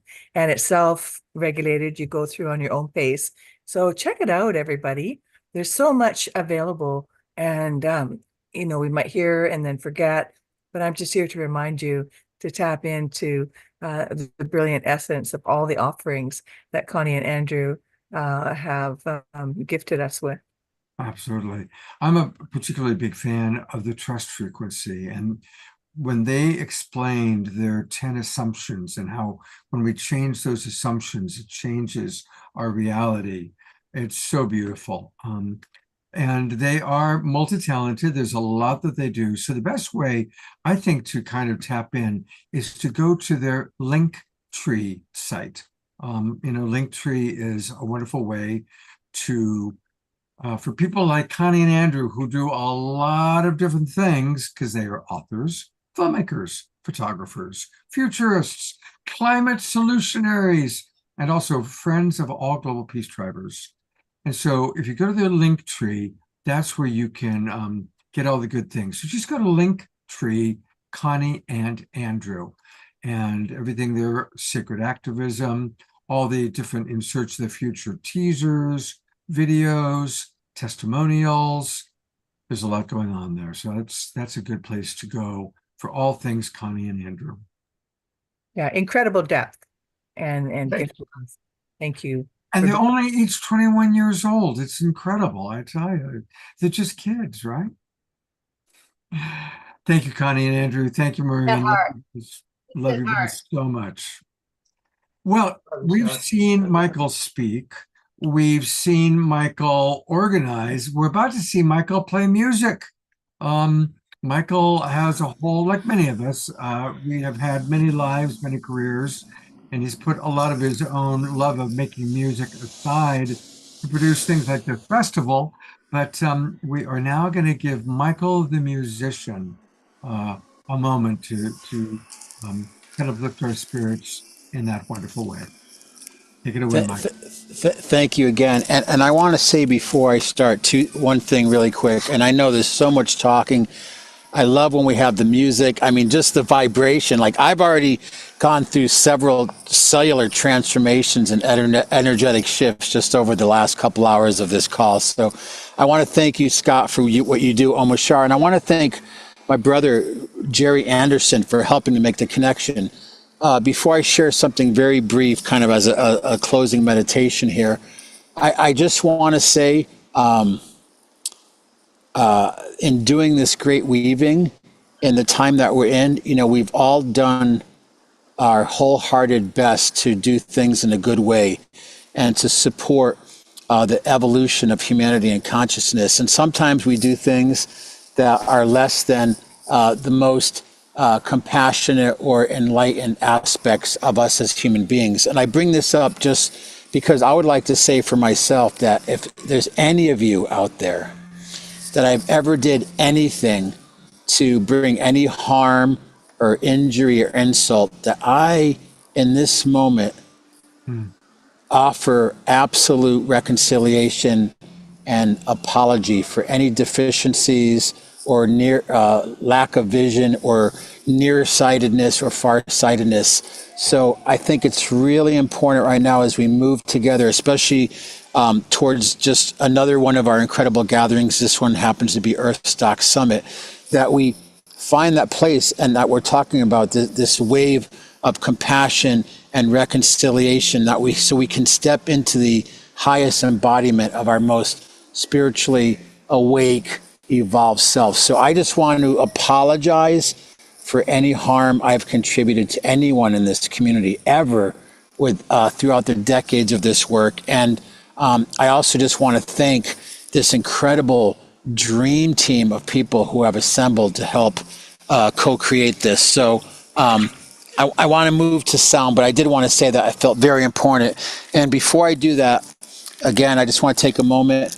My partner's here, she's working, we're heading off to Mount Shasta, but in the spirit of the divine feminine, my partner is an artist from Bulgaria. She's not someone who likes to be in front of the camera, but I just want to share this image she's been working on during our meeting of the Divine Mother from her perspective. Wow. Kind of. Oh my God, that's gorgeous. Wow. So I just want to acknowledge her because she has to deal with me. and she has to listen to me being on the phone like 16 hours a day. She's looking over. So I just want to send love to her, all of you, and as much as possible to help continue to do deep listening and acknowledge the feminine energy that's so crucial at this time as we all come into that place of feeling our maternal nature, the heart of compassion, so that we can do the work. Michael, just before you start playing, I want to give Jerry a moment to share a little something too, since we brought Jerry up and we're doing kind of semi-closing. We've still got Global Peace Tribe announcements and one last Omar Shah song and new music, but this is a good time for Jerry to share a little something. Yes, I want to let everybody know that you can be part of history. On Sunday, we're planning to do a synchronized drumming around the world. It's being led by a supreme team of drummers from Belize on Sunday. So we're probably going to break the record of the number of drummers connected and synchronized all at one time for the EARTHSTOCK. So yes, please be with us on Sunday during the whole week. Your ticket buys you 11 hours of programming for 7 days in a row. So it's very reasonable, and you will be entertained and enlightened and educated during the Earth Summit. Beautiful. Thank you so much. So that's on that Sunday, the final day of the summit is going to be when the big drumming extravaganza is going to happen. And again, just to remind everybody, it's easy to learn all about, how to attend. Go to EARTHSTOCKSummit.com. EARTHSTOCKSummit.com, a regenerative event for full spectrum change. And that's where you can get all the information, a lot of what we've been talking about, cross-pollinating the multiple spheres of influence. And I really just love how it's doing that. And definitely make sure you sign up for their free quarterly magazine. And let's see you all at the EARTHSTOCK Summit. And with that, while you're all signing and registering, Michael, with some beautiful music. Thank you. And again, thank you, Jerry, for making the connection. And thank you, all of you out there, for whatever you're doing in whatever capacity, whatever way that you're showing up. And you can go to drumsaroundtheworld.com and register wherever you were going to be on that day to participate. I also want to thank Jim Petruzzi and some other people that are bringing their circles and their hoops together for that day. So, what's that website again? Drums Around the World? Drumsaroundtheworld.com. There's so many people. We had 156 people register. I do want to thank, at the end, we're going to show a song by Michael Camp from See the Change. I want to thank Michael Krause from Unify, Ben Bowler, who's putting together a spiritual panel. Like, it's so beyond words. So I'm just honored to be here and do whatever I can to help serve our family and this cause. Is that coming through? Beautiful. Thank you.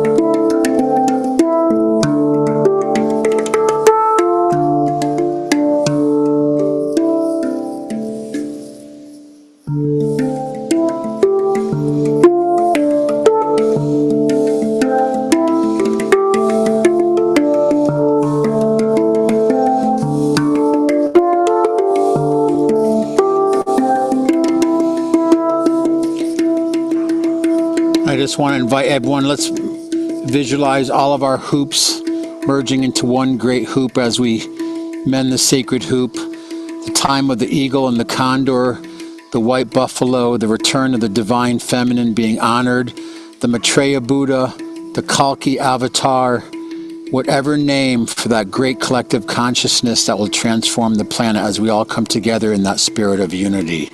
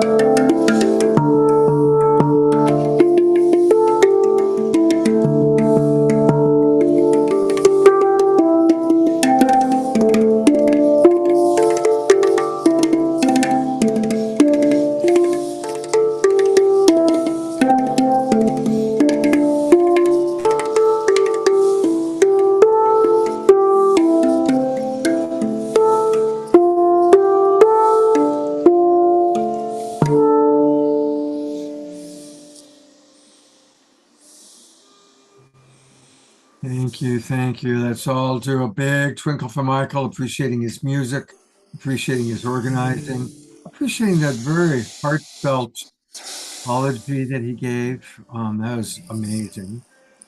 We all have a history. We're all perfectly human. We're all spiritual beings having a human experience. We've all had our moments.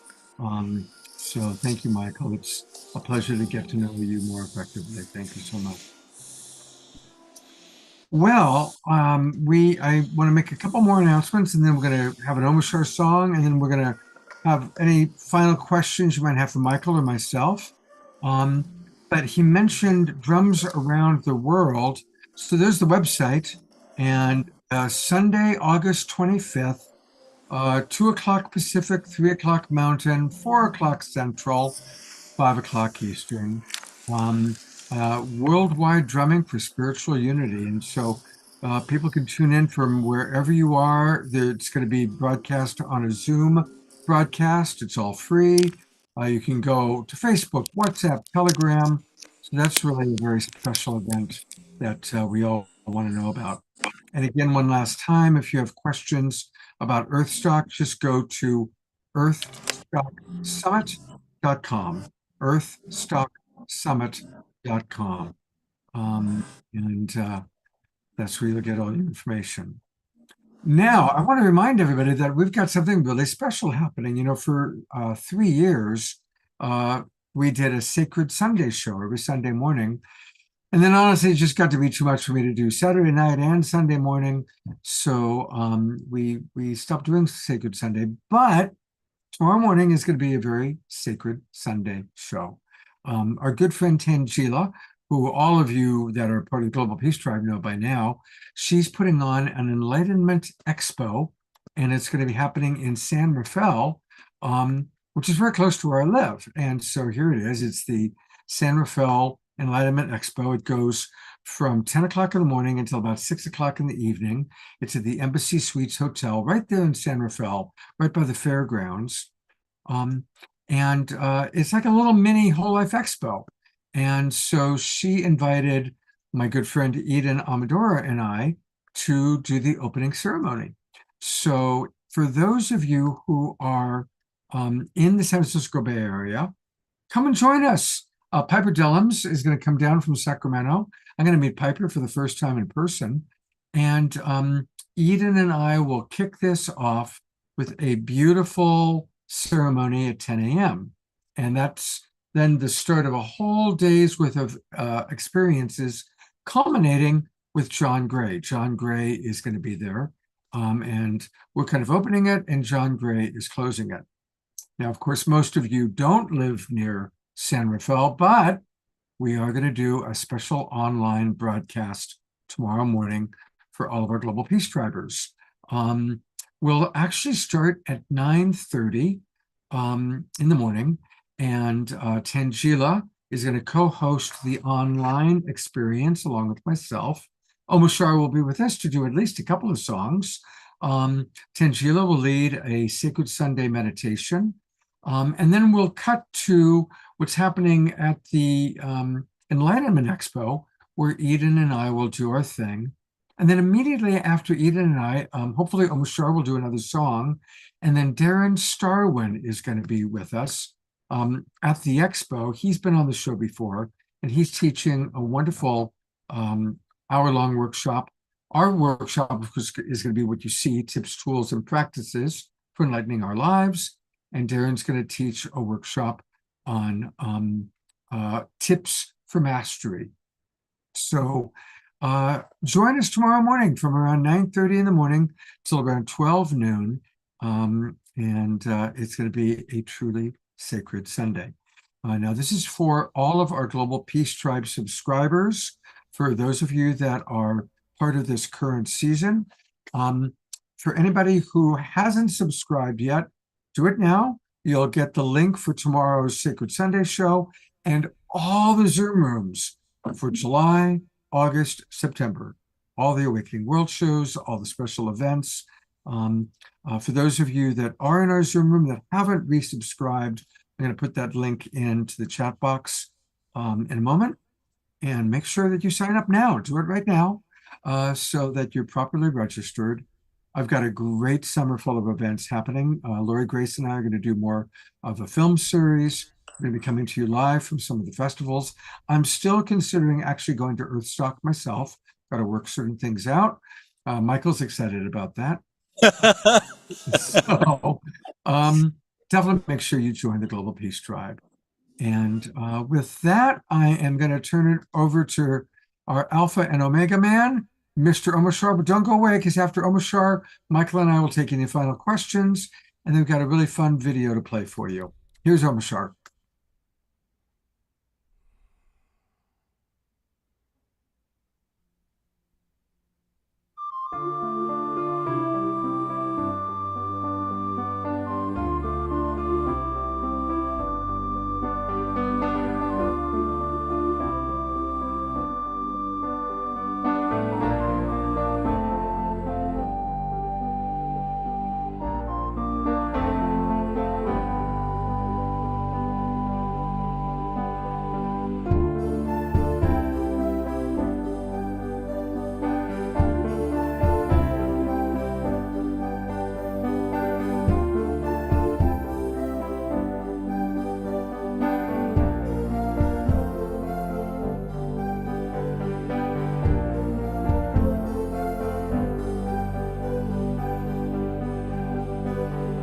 In the air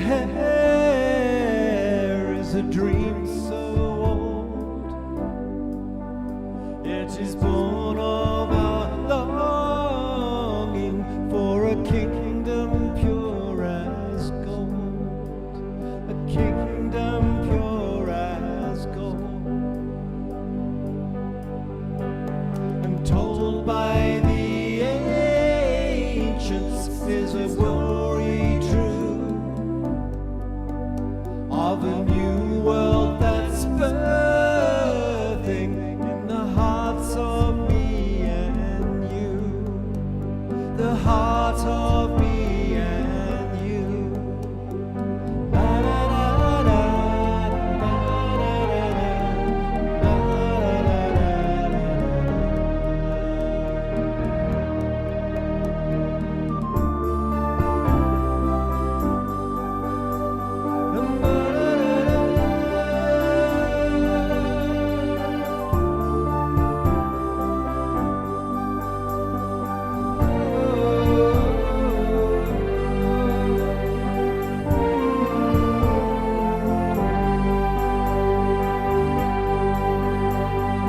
Echoes of Eden and the Holy Grail,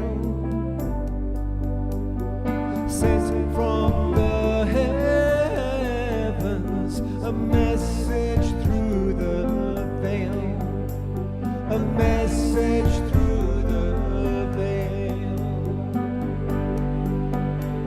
And so come all ye who are cold and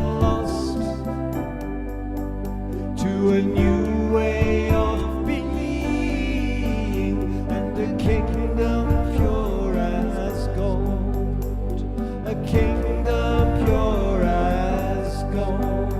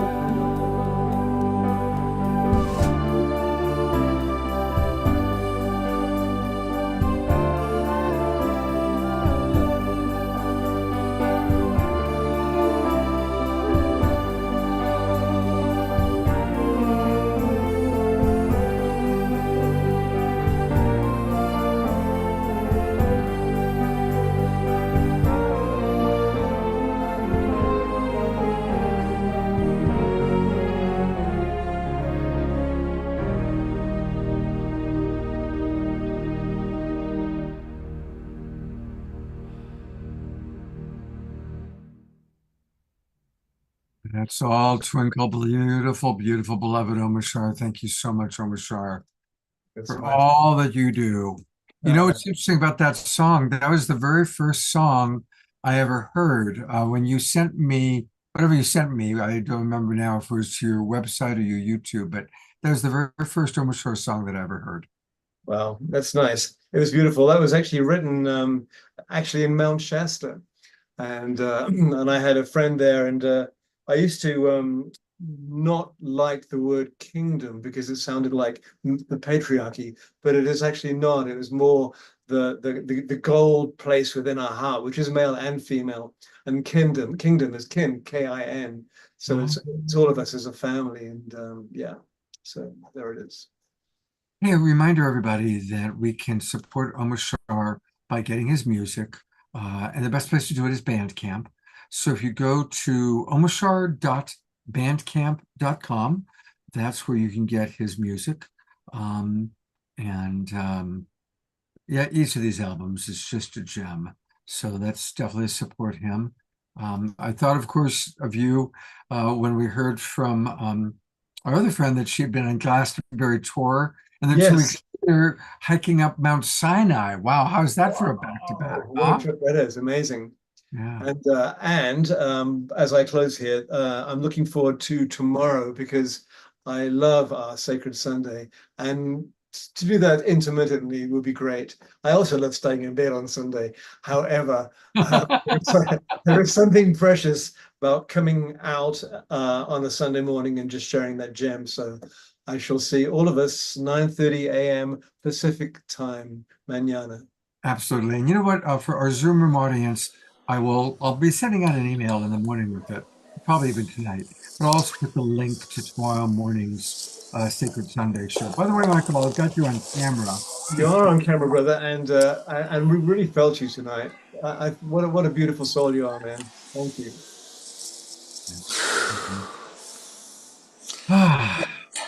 Wow. A quick shout out, honestly, we have a team of like 15, 20 people working on this. We've had about 150 presenters apply. We're trying to weave it all together elegantly. We definitely can use support. And I wanted to also thank Tina Marie, who's dealing with hundreds of emails. I wanted to thank Lisa Ayers, who was brought to us by Shannon, who's doing like the Trello boards. I want to thank Michael Camp, Michael Kraus. This is just, I could go through like a list of names, but really it's about all of us just showing up right now. And I really hope we can play. Michael Camp put together just like Gail, like another version of a theme song for the event. And it's a real tearjerker, but again, thank you so much. Just deeply honored to be here and to just be in service at this time. Beautiful. All right, well, let's play Michael's music video here. Here we go.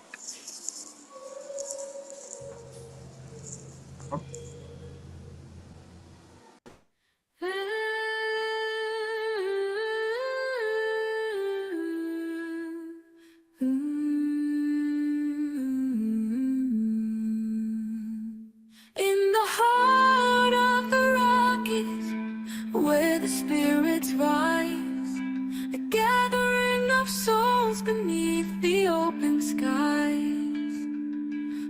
wisdom calls the visionaries, healers, and the wise to weave the threads of change where hope never dies. EARTHSTOCK, we unite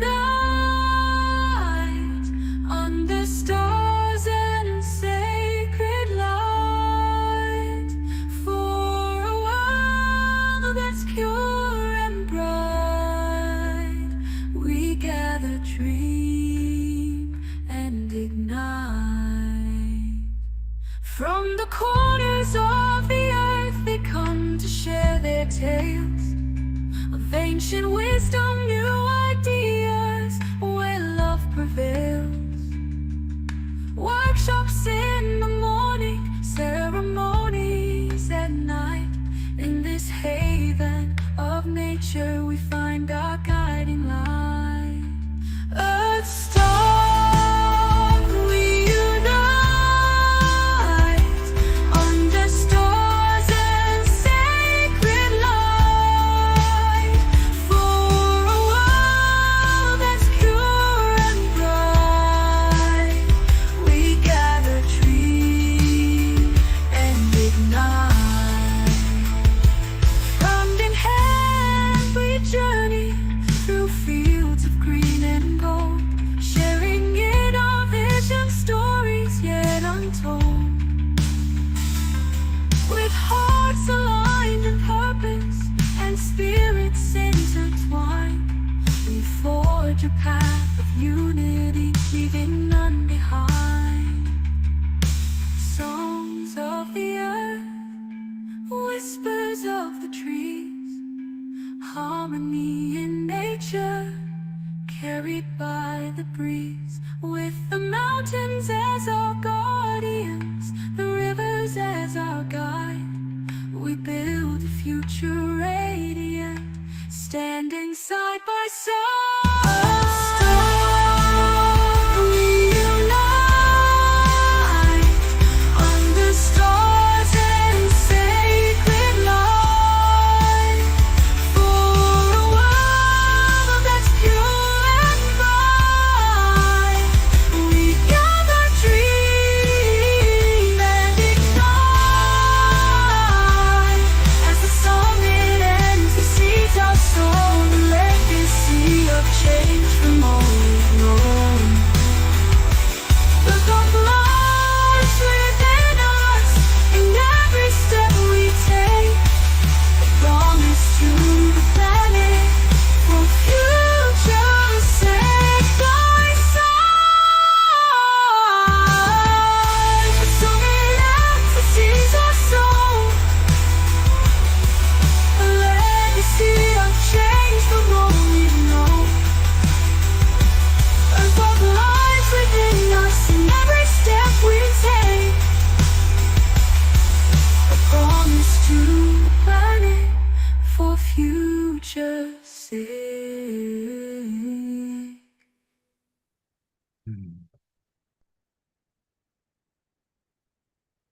It's beautiful. Just beautiful. Beautiful song. I think it's a good way to close out a great show. Amazing. Michael, God bless you and all of your team, everybody who's with us. I really appreciate that. I noticed that grandmother Gail, who started us off, is still with us. So I'm going to put you on camera for a moment, grandmother. Thank you for being with us for this entire show. Sylvia, you put a lot of wonderful things into the chat box that was of support of Gail. Thank you for doing that, Sylvia. Shannon McCarthy. Good to meet you. Thank you so much. Global Peace Tribe, love each and every one of you. Get a good night's rest. We got a big morning tomorrow. I'll see you all tomorrow morning.